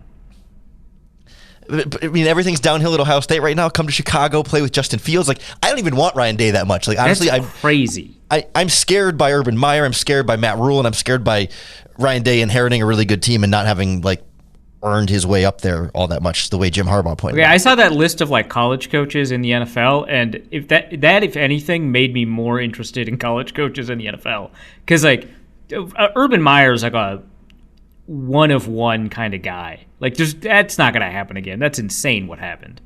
Sure. Like Matt Rule, Chip Kelly, fine. That's in the realm of possibilities. But so was like Cliff Kingsbury. That's fair. I mean, not that Kingsbury's like an amazing coach. He's got fantastic talent to work with. But I mean, they're the top of the NFC right now. Yeah, but I mean, for a while there with Kingsbury, it was not going well. You know, and so like, how long does this last, and how much of that is King? I mean, there's a whole debate on like on Kingsbury based on how things kind of gone the first couple of seasons, and now like, is this sustainable? Maybe, and maybe it'll be a good thing for Kingsbury and for other college coaches. But like, same thing with like Luke Fickell from Cincinnati. Like, oh yeah, that would be. I would love to see that. Luke Fickell. Oh, perfect. I'm sold. I would prefer like it was different like when Pete Carroll made the jump from USC back to the NFL, where it's like, well, he'd been in the NFL before and like he knows that NFL system. But like Ryan Day was a quarterback coach for 2 years in the NFL, and like that's pretty much it. And I like the idea of like, even if they're a college head coach now, like at least if they had kind of gone through the NFL, you know, ecosystem a little bit more. just to know what the difference is, and it's not Urban Meyer jump. Now again, Urban Meyer's a totally different, like unique situation, but like that idea of like making that first jump up here for the first time, I prefer to have a little bit more underneath that. But like to get back to the Mike Zimmer thing, like if I can exhaust all those and they all turn me down, then like Zimmer's one of the more out of the other options. Like I prefer him over some of the coordinators and some of the other potential, you know, second time go around head coaches, because Zimmer's won a lot of games, and like maybe Justin Fields is better than Justin Fields could and should be better, has more talent than what Kirk Cousins has. Like it could be a better option for Zimmer, and he's obviously coached very good defenses. And I just have questions about him being able to like consistently have an offensive coordinator worth a darn, and that gives me Lovie Smith PTSD. That's fair. All right. Well, thanks for coming on. Do you have anything to plug? Just the Locked On Bears podcast, and I always shout out Luke Braun from Locked On Vikings as well. He's a friend of the show. No, we don't say his name here. We said your name on our Bears Vikings crossover podcast. I was going to send you the clip because something about the Seahawks, and I was like, "Oh man, sorry, Arif," and then we kept going. It was just a little throwaway line, so brutal. We had to exchange those in here. Well, within that context, that is still adversarial to me, so that still actually works within the framework of the relationship that we've established. All right. Well, aside from that, thanks for coming on, man. It's been good. We'll talk to you in like 2 weeks or something. All right, we're back, and this is quite the injury report. Yeah, no, it's quite a lot. So a number of Bears are not on the injury report because they're added to the COVID-19 list. So I'll go over those real quick. Tight end Jesse James, who we mentioned is out there a fair amount of time. Obviously, Cole Kmet is their primary tight end. So he's on the reserve COVID-19 list. Wide receiver Allen Robinson, you know who he is. Safety Eddie Jackson, you know who he is. And then a fourth string running back / fullback Ryan Nall, practice squad receiver Isaiah Coulter, and a linebacker whose name I am not very good at pronouncing, Joel Igbunaway. Actually, I think I kind of nailed that. I've never heard it in my life. I don't know if I actually nailed it, but I'm pretty confident. So those are the people on the COVID-19 list. Before we get into the injury report, which is much more extensive, we should note that there has been a change in league policy based off of conversations that the ownership had and that the NFL had with the NFLPA about ways to get players back on the field sooner than ever in response to the nature of the Omicron variant of COVID-19, which is significantly more contagious, but also, thankfully, more mild. So players who are vaccinated, and I don't know if any of these Bears players are vaccinated, but any players who are vaccinated that are asymptomatic can take multiple tests. And if multiple tests in a day, so it used to be you had to test 24 hours apart and have 2 negative tests out with that 24-hour gap in between. Now 2 negative tests and being vaccinated and being asymptomatic puts you on the field. And so you can take multiple tests in a day. I'm pretty sure there's probably a system to prevent you from gaming it. So if you have like 6 positives and 2 negatives, you can't just say, hey, we're good. But that'll put you on the field. So some of these players might be available by Monday night. That's something to keep in mind, but there's a decent chance that they won't be, which would obviously be fairly catastrophic for the Bears. Now, injury report, the Bears do probably get back Akeem Hicks. We talked about that a little bit in the interview, but the number of did not participate is extraordinary. So 3 members of the offensive line, from my understanding, did not participate. One of them is Jason Peters for his ankle injury. 2, James Daniel and Tevin Jenkins are starters. We talked about Tevin Jenkins a little bit. They did not participate for illness. Also not participating because of illness, wide receiver Jakeem Grant, running back David Montgomery, tight end Cole Kmet, running back Khalil Herbert, tight end Jesper Horsted. Like, aside from the last one, these are all players who play significant roles. Most of them start. Some of them play, significant special teams role, like Grant. They insist that this is not a COVID-19 illness, which would mean that the Bears probably have a concurrent flu as well as a cluster of COVID-19 outbreaks, which is possible and honestly, given the frequency of testing, likely, but stretches credulity anyway. On top of that, DeAndre Houston Carson, a backup defensive back that I believe has played both cornerback and safety snaps for them, did not participate because of forearm injury. Marquise Goodwin did not participate because of a foot injury. Andy Dalton didn't participate because of an injury to his left hand. Xavier Crawford, who we talked about a little bit in the interview, did not participate because of a concussion. So there are a lot of players here at a lot of positions where you see the starter and the backup out. At wide receiver, it sounds like the only person available, period, is Darnell Mooney. That's it. Like, everyone else seems to have either contracted COVID-19, another illness, or a different injury. And the offensive line, like 3 members of the starting offensive line didn't participate. That seems to be, fairly concerning given how thin that the offensive line was. They don't seem to have tackles, according to Lorin, which that's a lot. Cole Kmet, Jesper Horsted, and Jesse James are the tight ends. So we're going to see a lot of Jimmy Graham. He's also in the injury report as a limited participant, but my expectation based off of that is that he would play. But that's the only tight end that they might have. It's a lot. I asked about Kairos Tonga because they've got some depth issues along the defensive line. He did not participate also because of an illness, but also because of a shoulder injury. So they get Akeem Hicks back, but they lose, a depth player that hasn't seen a ton of time, but a depth player nonetheless along the defensive line. So a lot going on. But hey, Justin Fields, full participant. And why not? I'd hate for a second or a third string quarterback to have to play the Vikings. That would be terrible. I legitimately, that would be much worse. Sorry if that sounded sarcastic. I really don't want that to happen. This is not. We're not like accidentally trying to refer to Justin Fields as a backup quarterback. No, the concern is the Bears play their actual backup quarterback, Andy Dalton or Nick Foles. Doesn't really matter in this case, and that would tear the Vikings apart. Historically, that seems to have been the case. They could play a water boy at quarterback, and I'd be terrified. Like that's so long as they were technically the backup. Yes. Yeah, exactly. This COVID protocols have now allowed water boys to be listed on the practice squad just in case. It's it's unfortunate, but here we are. All right, before we get into the mailbag, we spent a little bit of time talking about the Urban Meyer thing last episode, and there was a question as to how long this wild ride was going to last, and it turns out it was going to be a midnight firing. Which hilarious, incredible. So I don't even like we both like Twitter had a field day with it, with the firing especially happening as late as it did. But like there's so much news that was packed into the Urban Meyer experience that the fact that he went down before the end of the season is kind of a miracle.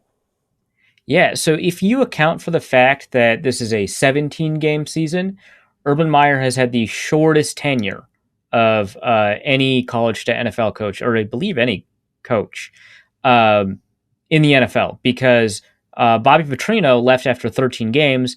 Urban Meyer was fired after 13 games, but because there is another season, the percentage of games that Urban Meyer was available for is slightly smaller. So Urban Meyer captures the record. He is a legendary record-setting coach, so that's in line. But we mentioned a lot of things that Urban Meyer did in the last podcast, but there's so much here, right? Because he hired Chris Doyle, the strength and conditioning coach that was fired from Iowa because multiple players accused him of not just using racist language, but hurling racist abuse and treating players differently based off of their race at Iowa. Like multiple allegations, ton of stuff. It looked really bad. And Urban Meyer hired him immediately, initially defended the hiring when this was pointed out to him, and then like a day or two later decided to let him go. Not because he was concerned about the way Chris Doyle interacts with players, but because he didn't want Chris Doyle to, quote, be a distraction. Boy. Avoiding distractions, Urban Meyer. You're right. Got it.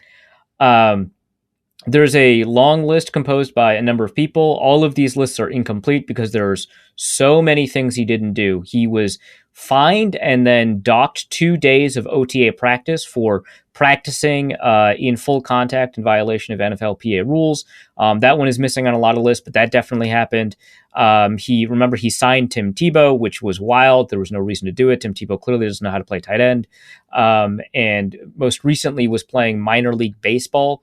Although actually most recently was commentating at ESPN. Absolutely nuts stuff. We talked about it a little bit when he initially signed Tim Tebow. I didn't hate it at the time just because every team seemed to have additional roster spots. But like in retrospect, in terms of being able to like win the respect of your players, that is a wild move. He throughout the season evidently berated his staff in the preseason. He lost a couple of preseason games. He took it very personally, berated his staff for losing preseason games. And I believe I know that happened. The Tom Pelissero story about him telling his staff that they're losers and that he's a winner and that his staff had to justify their resumes to him, I believe that did occur during the preseason game, or after the preseason game. Again, a preseason loss. A professional athlete had to pull him aside and tell him, it's the preseason. So that's a lot. Also, at this point in time, kicker Josh Lambo was practicing his kicks, and while he was in the stretch position and after the kick, but before he's recovered and had both feet back on the field, he kicks the kicker. I guess a 5 out of 10. It's not a light tap, but it's not like he was trying to injure him. And he said some stuff that we can't say because of we want to preserve our iTunes rating. But even in right? an actual game, that would have been a penalty.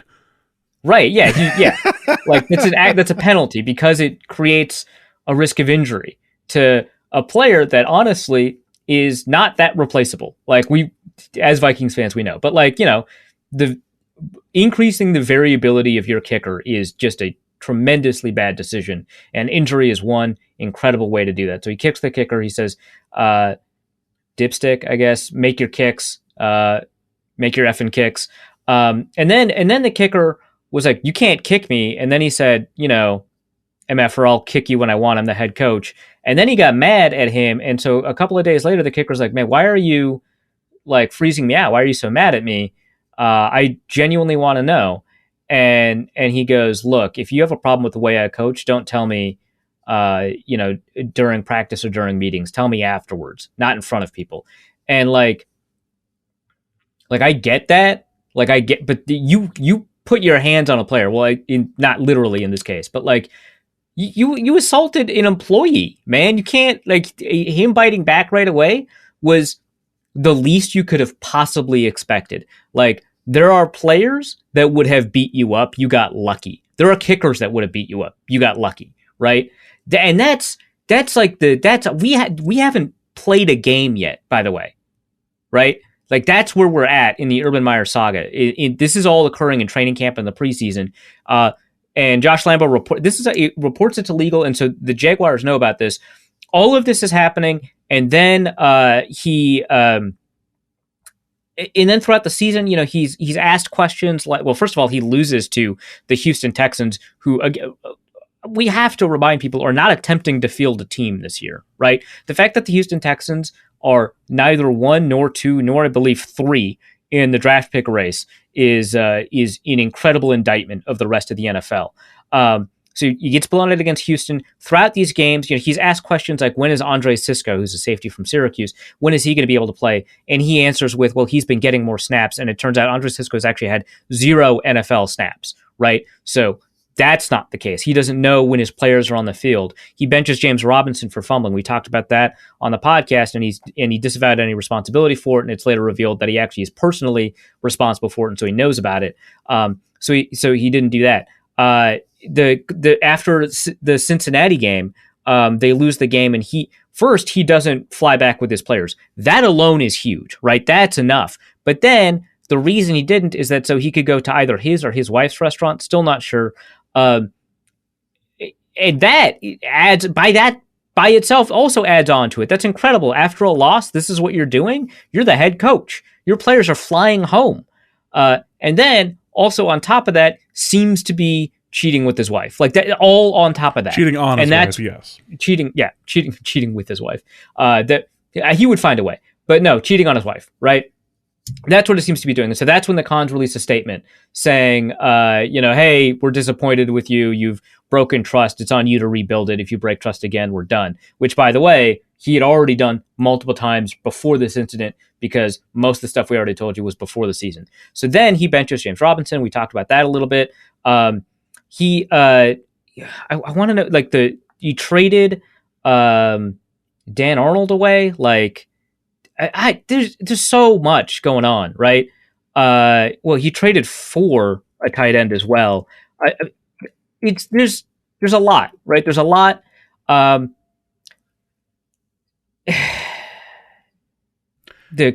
the receivers got worse.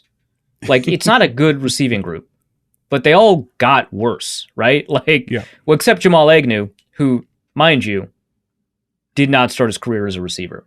So, good. The wild thing to me is about the kicker, and not the violence on the kicker. Like, I get it. As somebody that is the one that is explicitly illegal, but yeah. Yeah, like, as somebody who is in charge of many fantasy leagues that involve kickers and penalizing missed kicks and all that, believe me, I get it. However, the fact that the team knew about it, didn't do anything about it, and only did something about it when Lambeau went public. Yeah, he should have been let go immediately, or like if that was the first chance, then he should have been let go after the Cincinnati game. What was that, like week 4 or something like that? Like the thing about the Cincinnati thing is that we would have been talking about it more if the NFL didn't release a bunch of John Gruden emails like right about then, right? Like that was the incredible timing from an Urban Meyer perspective. But yeah, like those should have been your 2 chances, right? Because there's other stuff too, right? Like he didn't give Trevor Lawrence any first team reps in camp. It was all Gardner Minshew, and then like you traded away Gardner Minshew. Like, what was the plan here? Travis Etienne, first of all, you drafted him, even though you've got like a 1,200 yard running back who now you hate, I guess. But you drafted him in the first round. And yeah, first round running backs, you shouldn't draft them. Fine. That's like bad. That's almost football malpractice. But more importantly, you have not like a Chester Taylor running back, but like a good running back. Okay, Chester Taylor, good starting running back. James Robinson, better, right? And he's cheap, right? Like he's on an undrafted free agent contract. You don't have to worry about his cap space, right? And so you draft, and then that running back, you're like, he's going to take exclusively receiver snaps in training camp. My God. So there's so much. Anyway, he's gone. So he's gone, and what we have is an Urban Meyer mailbag. So let's go to the first question, and that's from Logan. And what Logan asks is, before getting fired, Urban planned to give the coaches/players gift cards to his Ohio restaurant for Christmas, right? But not like real gift cards, like $50 off your order of $100 or more, right? Yeah, that would be perfect. That would be perfect. Yeah. He would absolutely give out those gift cards, and then the players would find out that they're not gift cards, they're coupons. Oh, absolutely. They'd be like, well, what's the difference? They're both worth $50. You got to take that. Nolan Kaler asks, no gas, no squeegee. Come on, there's no free. Yeah, there's no free squeegee. No. Nolan Kaler asks, will Urban Meyer be kicking for the Vikings in 2022? Yeah, absolutely. Justin Fields apologist, assuming this game is an audition, this upcoming game is an audition for Nagy and Zim to coach Trevor Lawrence and Josh Allen respectively. Who would be the funniest head coach for them to work under in Jacksonville? The funniest head coach for Trevor Lawrence and Josh Allen to work under in Jacksonville. And clearly Josh Allen, the defensive end. Some people may forget that he's actually a fairly good player, a defensive end. The funniest one, I think a Jeff Fisher type would be pretty funny. You could end up with like a college coach that like either almost certainly not going to go in a college coach direction, but like a college coach that like clearly doesn't have it all together, like Mike Leach. Actually, that's my answer. Mike Leach is the funniest one. No, Mike Norvell is the topical one this week. It should be either Mike Norvell or Deion Sanders. Deion Sanders. Oh my gosh. Actually, yeah, Mike Norvell is, quote unquote local, right? So you could bring in the Florida State guy, like, hey, people aren't happy with you. Here's a fresh start. Don't even have to move. Did you listen to any of that Twitter space, by the way? I listened to a little bit of it. It was pretty great. Like they cut you off immediately if you didn't start with fire Mike Norvell. Just beautiful stuff. Or some other word that started with the letter F. For Mike Norvell. Yeah, that was, and it just kept going. That was just a great bonfire to kind of sit around. Drawplay Dave asks, what kind of things do you think we didn't hear about Urban Meyer, but he definitely did? There was a listener who replied to it with like, he punted the punter and he threw the quarterback. Well, obviously he probably did these things in college, right? That's the A1 thing. But like whatever. What's the next step up from making players run laps? Probably making them do the stairs, right? Like, I bet he made them do that. The stairs works. He could be giving them poor financial advice as well. Oh yeah. Well, I bet he tried to pay players in NFTs. Yes. Yeah. Like, all these other superstars. I mean, look at Aaron Rodgers and look at Tom Brady. They're getting parts of their salary taken care of with Bitcoin. Well, Bitcoin is basically the same as an NFT. So why don't you take this weird looking monkey with a cigarette? Yeah, take this. Hey, this monkey is missing half of his face, but he's got a funny hat. Anyway, that one's yours. See, I'm cursed because I've seen the second episode of the South Park post-COVID thing, and I'm not ruining anything by saying it. It's like I'm just disturbed at how much NFTs are involved in like life at this point. Let's go to the regular mailbag here. Payne asks a question about last game, actually. He asks, Arif mentioned in the last pod that the Steelers made some halftime adjustments, changing from the front, that allowed them to get more pressure on the Vikings. Is it reasonable to think that Clint Kubiak should have foreseen said adjustments and the Vikings made their own? I think so. The issue is that I think that the adjustments were in response to the things that the Vikings were doing a poor job of just handling in general, that they physically just might not have had the tools to handle. So, for example, the odd fronts with a bigger guy up on the center versus Garrett Bradbury, who, again, like he actually played that well, but the adjustments to him were not coming from Cleveland and Cole. And so, like, how do you deal with that? Do you because this is designed to stop, the inside outside zone, and they'd figured out in many ways how to deal with their power plays, right? The power load and the G counter stuff that people were talking about, the ones that got Ezra Cleveland into space and allowed him to block as a pulling blocker. So some of that would be difficult. There are ways around it. Like, still, you want to get to the outside of those kinds of formations. And so maybe more jet sweeps and stuff like that. Maybe, putting, Wangu on the field and seeing him try to go lateral and stuff. There are opportunities that the Vikings probably were able to benefit from that they didn't take advantage of. But I think that some of the Steelers' adjustments were just in response to stuff that the Vikings were structurally unable to cope with given the personnel that they had in the game. And so that is tough to overcome when they poke around and figure out what the kryptonite might be.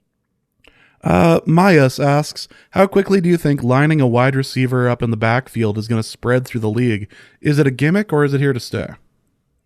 Actually, I think I just retweeted a Ted Wynn article. It's either Ted Wynn or somebody else who talked about actually how it's already becoming prevalent across the league. The Vikings are not at the forefront of this one. They're maybe at the beginning of the trend, right? They're among the trendsetters, and obviously what Jefferson was able to do on that angle route, is going to kind of, intrigue some teams and stuff like that. But it sounds like it's already kind of taking off.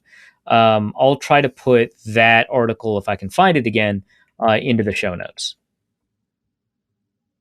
Next question is going to be from Sam Delker, who asks, with all of the developmental players drafted in 2020, I'm curious to hear your thoughts on how they have actually developed.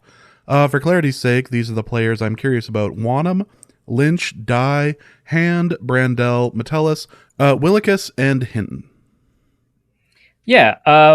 Some of these have actually already kind of borne out. Like, some players that you kind of want to give more than just 2 years, right? Especially if they're a late round pick. So I wouldn't say that what we have from them is dispositive, but I'll say this. The players that I am impressed with thus far out of that group include James Lynch, who I assume that this is James Lynch and not Blake Lynch, because Blake Lynch was not drafted. He's an undrafted linebacker, although I can talk about him in a second.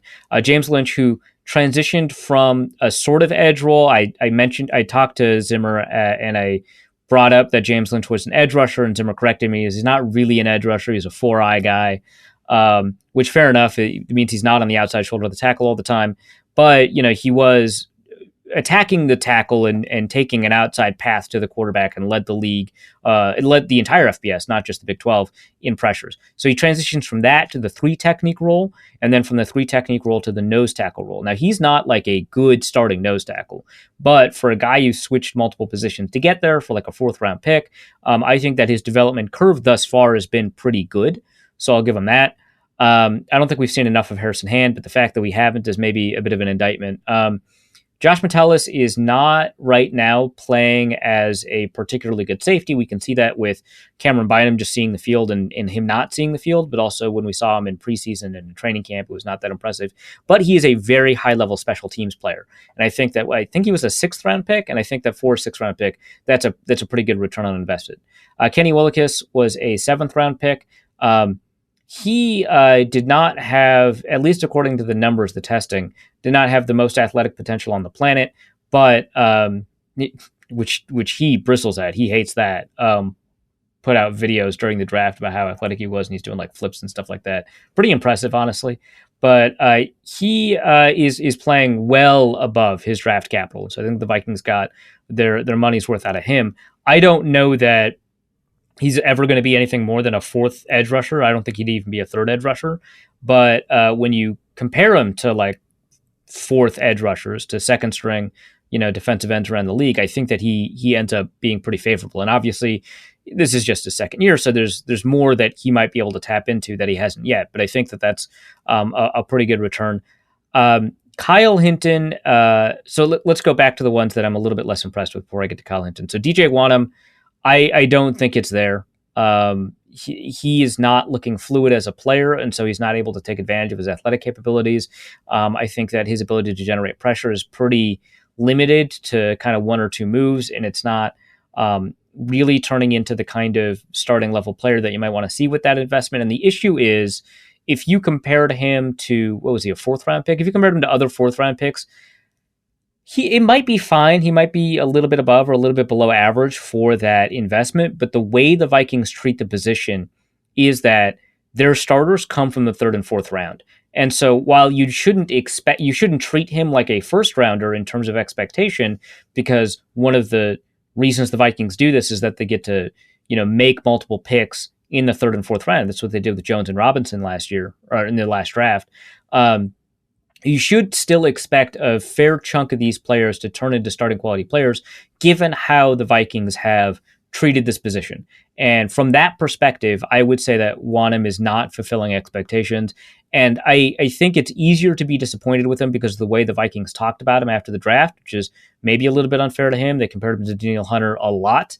Not just like, they didn't just say, hey, his length reminds me of Danielle Hunter. They said, he's very similar to Danielle Hunter. Hey, trust us.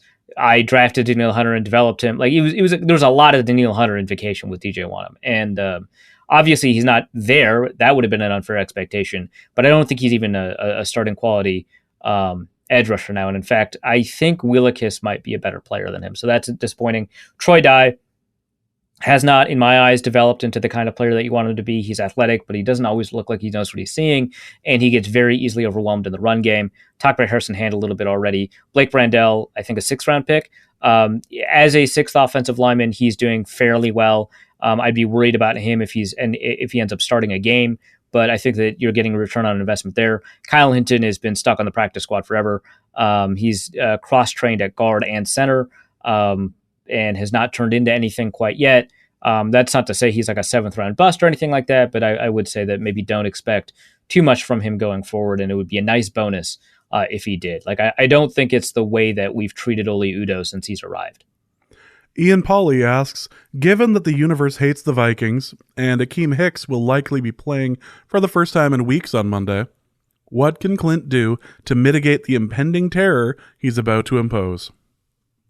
I suppose you could trap him. Like the Vikings haven't done a running plays with a bunch of trap stuff in it. And so trap is a type of run blocking technique, which also a type of run blocking play that they used to do a fair amount, with Adrian Peterson in the backfield when they were a less zone heavy team, although they've always been a fairly zone heavy team. It's just way more now.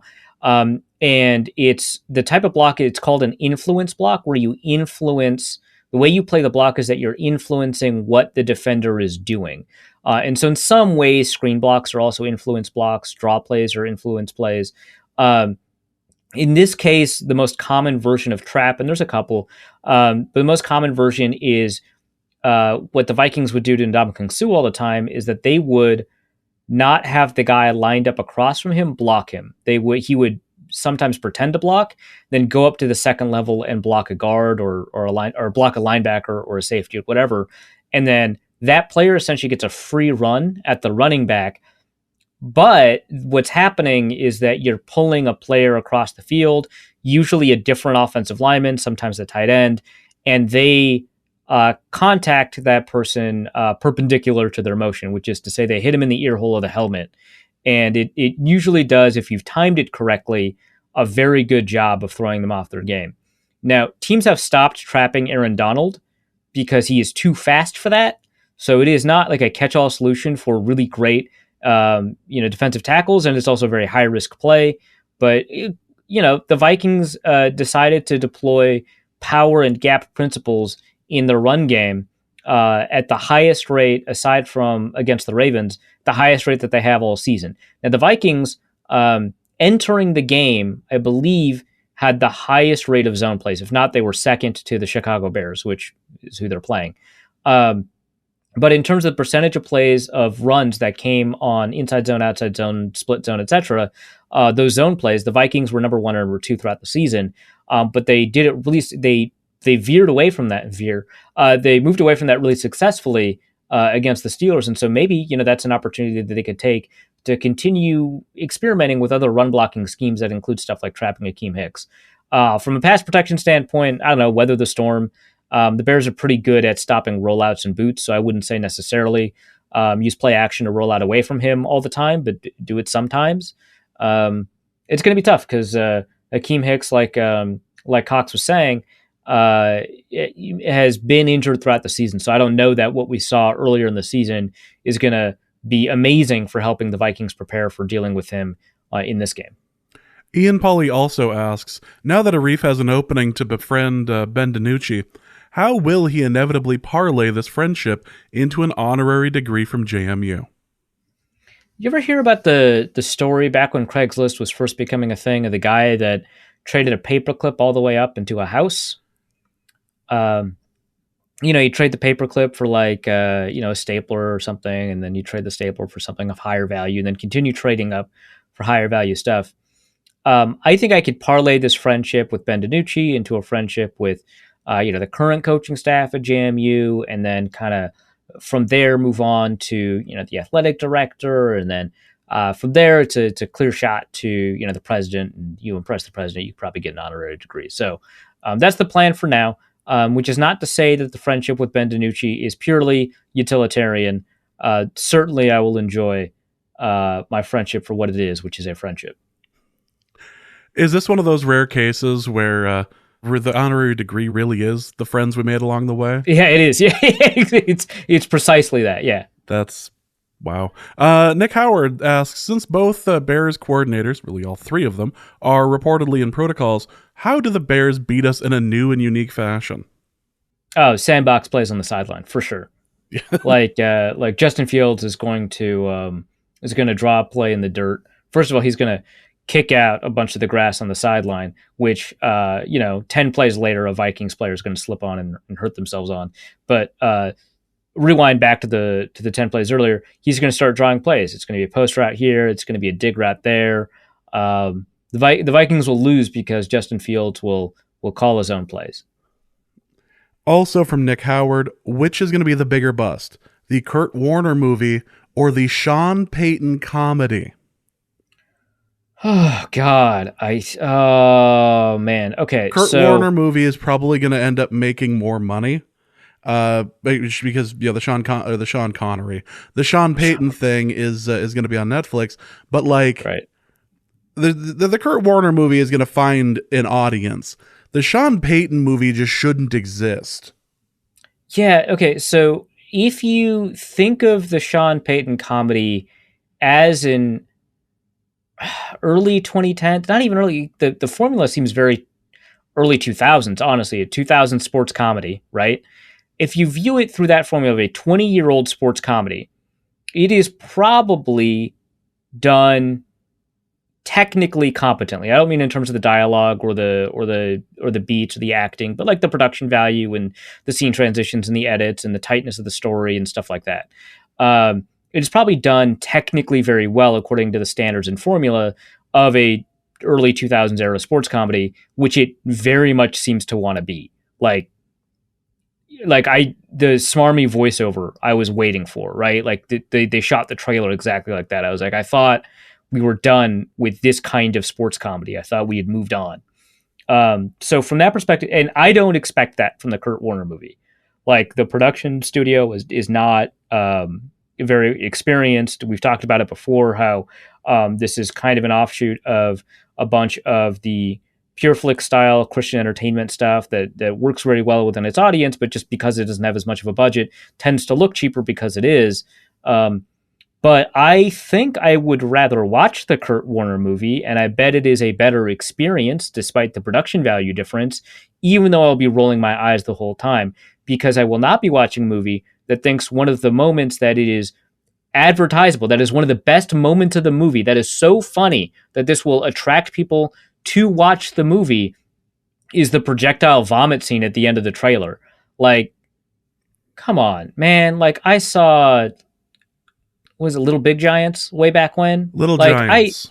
Little Giants. Like, I saw that way back when, right? I saw Little Rascals way back. This isn't interesting. Who is this for, by the way? Is it for kids? Because it seems like it's not, but it seems like it is, right? Like, who is this for? The only thing that's good about this is that it is funny to me that someone as goofy as Kevin James is playing as someone as serious looking as Sean Payton. That's the only good thing about it. That's funny. And then the rest is like wild, right? Like it starts with like fairly sexist, again, early 2000s setup about with like, I don't know, his secretary or a team employee not knowing who the hell Roger Goodell is, right? And it just kind of, it carries that tone with it throughout. It's just, it's probably better than Draft Day. Well,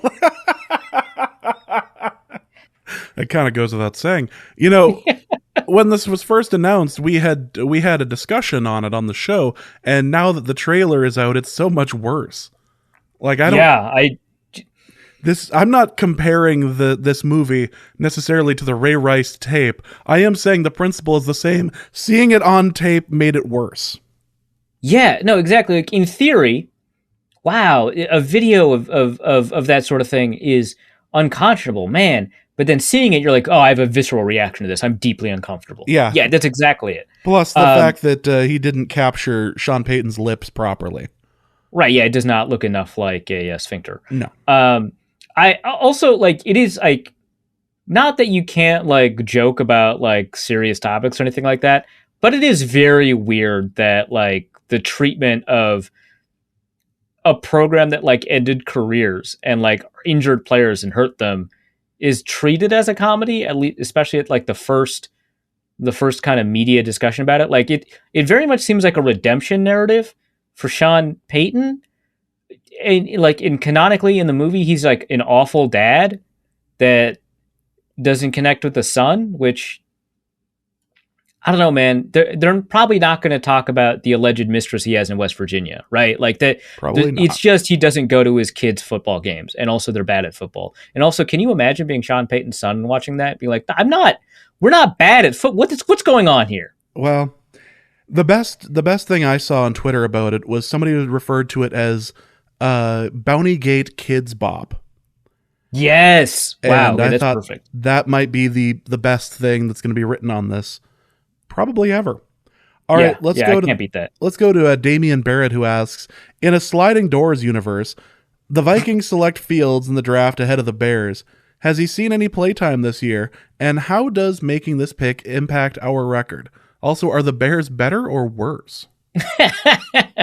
The Bears are worse, but they would beat the Vikings. Unlike this time where the Bears are better, but they won't beat the Vikings. Fields has not seen any playing time not any starting time. He has been on the field for gimmick plays. They put him on the red zone for read zone stuff, it's not working out that well. Kind of like how safety Trey Lance is being used in San Francisco, except Fields is a quarterback. In this alternate universe, Fields only sees time as a situational quarterback or a guy that they want to throw out there for wildcat plays. He throws the ball occasionally, but it's very much like the way the Saints kind of use Taysom Hill. Next question is going to be from Ryan Menson, who asks, for the higher purpose corner, this morning I was driving to work, listening to Norse Code, of course, and I got an alert that my car tire was losing pressure. I pulled over to check and discovered a leak. I was about 15 miles from the dealership and decided I would try to make it. The drive started off nerve-wracking, and as I worried my tire would go flat or blow, coincidentally, about 5 minutes later, you responded to my question, suggesting that I reevaluate my relationship with the Vikings, and I had a moment of clarity and calm. If I could make it through watching the Steelers game in person, the stress and anxiety of driving for 15 miles on a slowly deflating tire was nothing. Is the higher purpose of the Vikings' existence purely to make our lives seem easy and stress-free in comparison and remind us things could always be worse? Okay, I have a couple of responses to this. One, I'm glad that we made your life better somehow. Don't really understand it, but that's cool. Two, there is no higher purpose for anything except the purpose that you lend it. So you have found meaning in the Vikings, which I think is more than you can say for most people who watch the Vikings. So I would consider that an accomplishment. And I would consider selling self-help tapes to explain kind of how you have centered the Vikings within your being. Right. So that's good. That belongs on like a LinkedIn page. Like I found purpose through this. Yeah, it's you know how much I dislike Tony Robbins. Take this, become Tony Robbins. Third, and stay hungry. And stay hungry. Yeah. Third, the stress exists in your life for a reason. I want to put that out there. That probably should be a stressful moment, and I feel kind of weird about that. Like, you should drive with the concern that your car might not do what you tell it to do because you've got low air pressure. Like, I feel very uncomfortable with the idea that you zend your way over to a car dealership. I don't know. I think it had everything to do with the idea that the Vikings are just not to be trusted. Yeah, I mean, well, it's very much, what I do to myself can't be worse than what the Vikings do to me every week. So I get it, right? Like, I have endured the worst. I can endure this. But I mean, the tire thing is like kind of worrisome. Yes. I don't know. Well, anyway, the Vikings are not to be trusted. Yes. Kyle Slaby asks, if you had to give 20 carries in a single game to Adrian Peterson, would it be 2021 Seahawks Adrian Peterson or 2007 Bears Adrian Peterson? I want to put this out there. 2007 Bears Adrian Peterson / Adrian N. Peterson is one of the greatest running backs in FCS history. Like, no joke. Like, he's amazing, right? Like, it's just very weird that he's known for being like fantasy trade bait. Like, that's his thing. Like, he's like he went to Georgia Southern, the same as Jerick McKinnon, and like McKinnon talked about looking up to him and how Adrian Peterson holds all these records and stuff like that, right? Like, obviously, Adrian Peterson's not Walter Payton, the greatest FCS player of all time, but he's great. So I'll say that. Second, Bears Adrian Peterson wasn't bad, so I think I would take him over 2021 Seahawks Adrian Peterson, who is averaging like 3.5 yards a carry, and I mean, he got a touchdown, so that's cool, but like, he's not good. I fell for the trade bait once. And as a result, I'm forever tainted as far as my opinion. That was the origin story to the Hell League.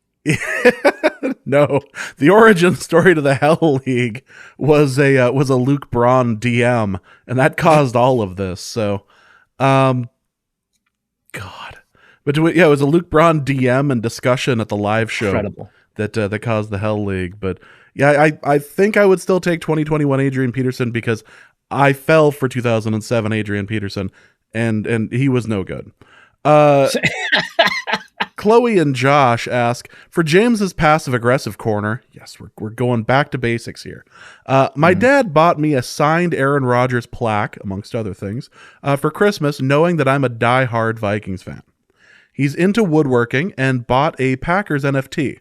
So with this information, what would be the perfect gift at the next gathering to exact some revenge? First of all, your dad is living the passive-aggressive life. Very good job with the Aaron Rodgers plaque. Second, I don't know if the Packers NFT sarcastically refers to Packer stock or refers to the actual NFTs that the NFL has started selling for kind of commemorative purposes. Like for some games, they've got these NFTs that I think are attached to your ticket that provide some level of authentication that you were at a game, which by itself I think I'd be okay with, but given all of the other stuff surrounding NFTs, I'm not, especially because it's weird that you'd be able to sell a verification mechanism, because one of the things about NFTs is that they are saleable. If you can find them in a marketplace, which I guess you can't because the NFL owns the marketplace, which ruins the point of the decentralization factor of NFTs, which, you know what, it doesn't matter. They're just using NFTs as a buzzword. You're paying for a digital token. So I'm already way too deep, but there are two types of Packers NFTs is what I'm trying to say here.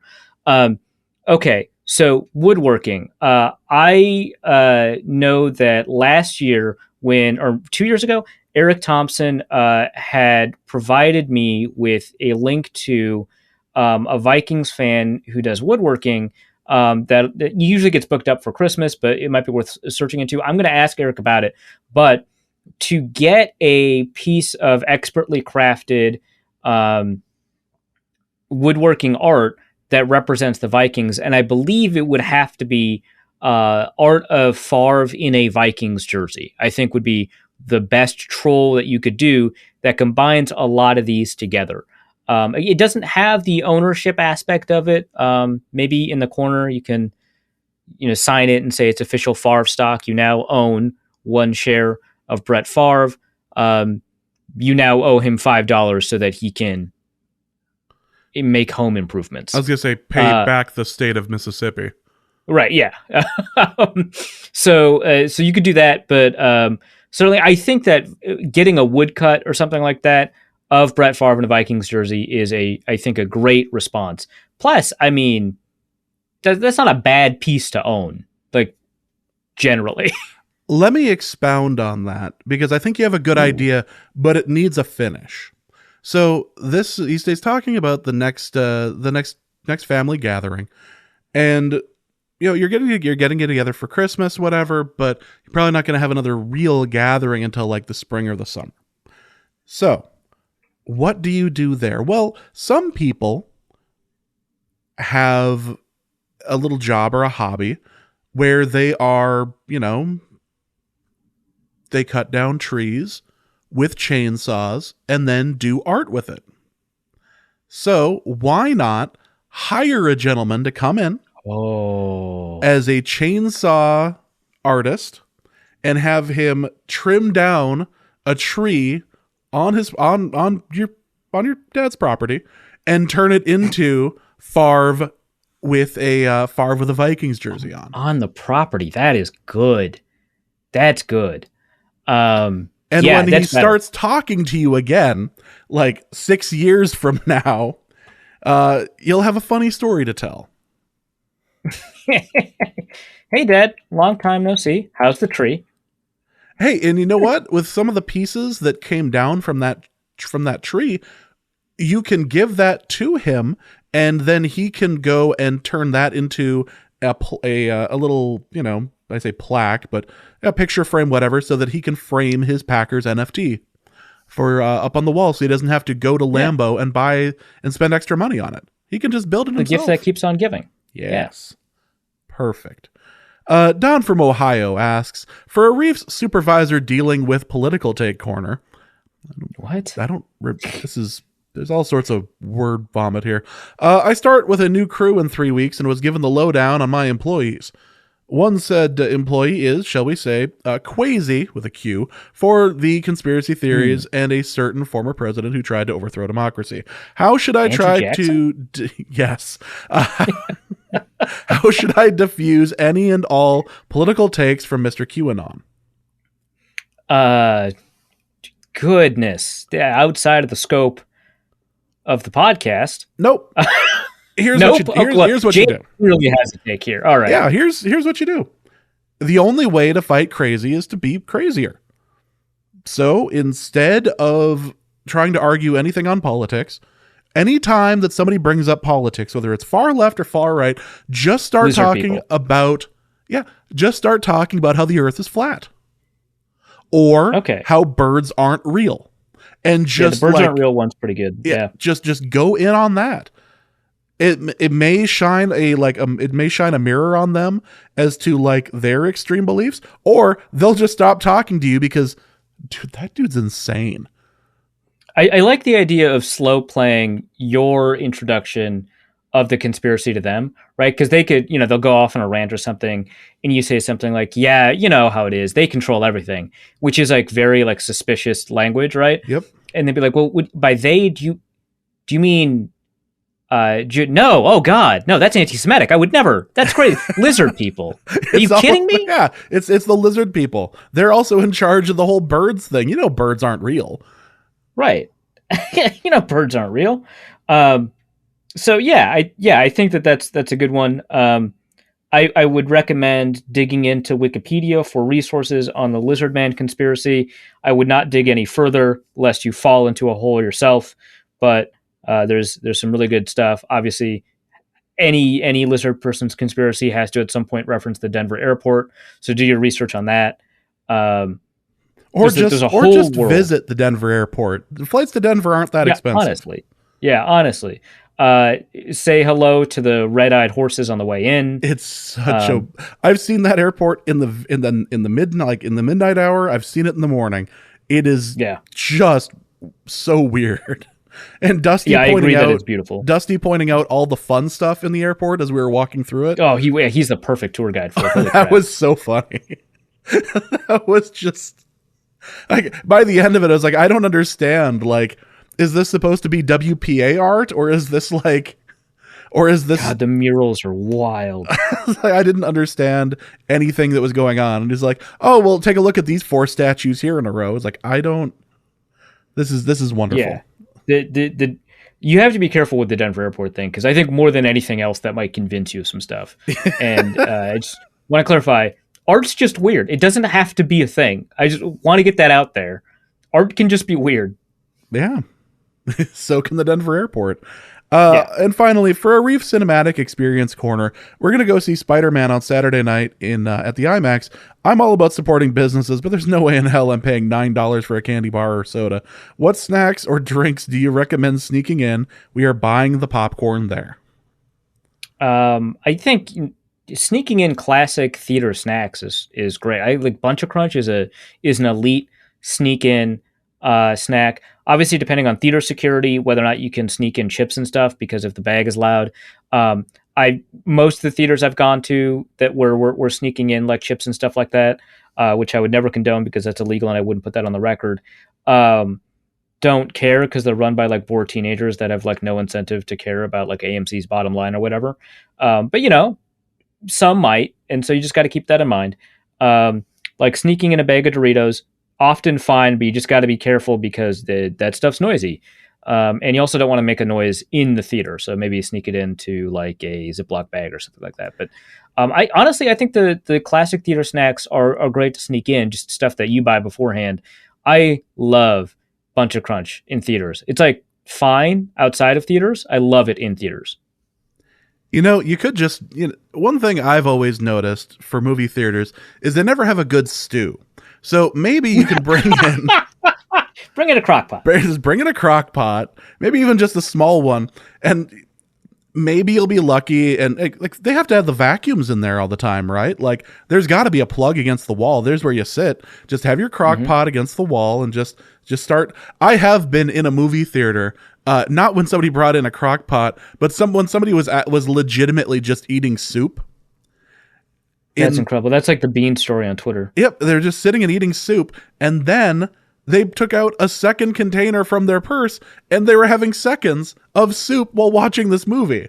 I was like, and you could tell it was different because like the container was a different color. Like this one was bright yellow. That's wild to me. I could not do anything that like if you spill it is a problem. Bring that into a dark theater. I just couldn't do it. Soup is no. The smell from the soup was the more impressive thing. It was like a vegetable beef sort of thing. So like you just have that smell mixed with popcorn. It was. That's too much, man. It was more offensive than people who microwave fish at work. Like it was just. I can believe it. Oh my God. That mixture was truly something else. All right, that is going to be the end of this episode of Norse Code. Hope you guys have enjoyed it. Again, it is Friday. We will be in Fargo. We will be at NDSU's campus. We will be at the Fargo Dome. Check us out over at the bar. We're going to be over at Duffy's before the game and after the game from about 5 p.m. to 7-ish p.m. and then after the game as well. So check us out over at Duffy's over by Maine. Arif, what do you have to plug?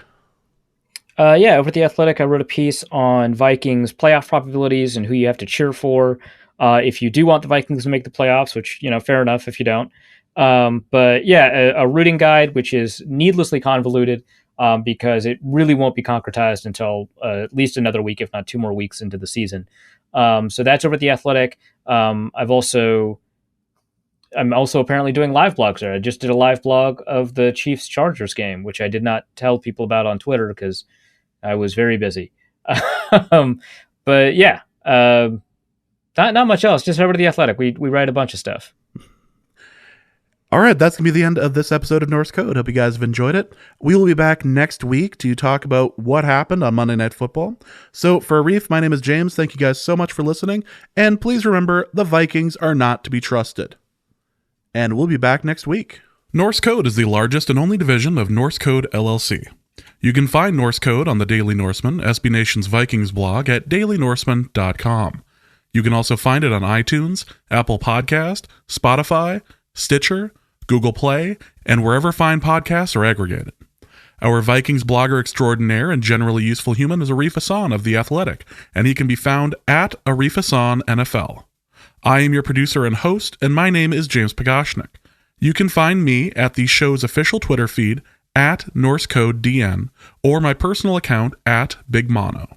If you'd like to donate a few bucks to the show, you can do so in a few different ways. You can go to patreon.com/NorseCode and donate there. For $3.50 a month, you get bonus material and more. You can also go to paypal.me/NorseCode for a one-time donation, or you can go to norsecode.threadless.com and pick up some Norse Code merchandise. Any questions or comments that cannot fit in a tweet can be sent to norsecodepodcast@gmail.com. On behalf of the Norse Code staff, thank you so much for listening. Our formula is this. Hey, all things are possible through the power of Ben DiNucci.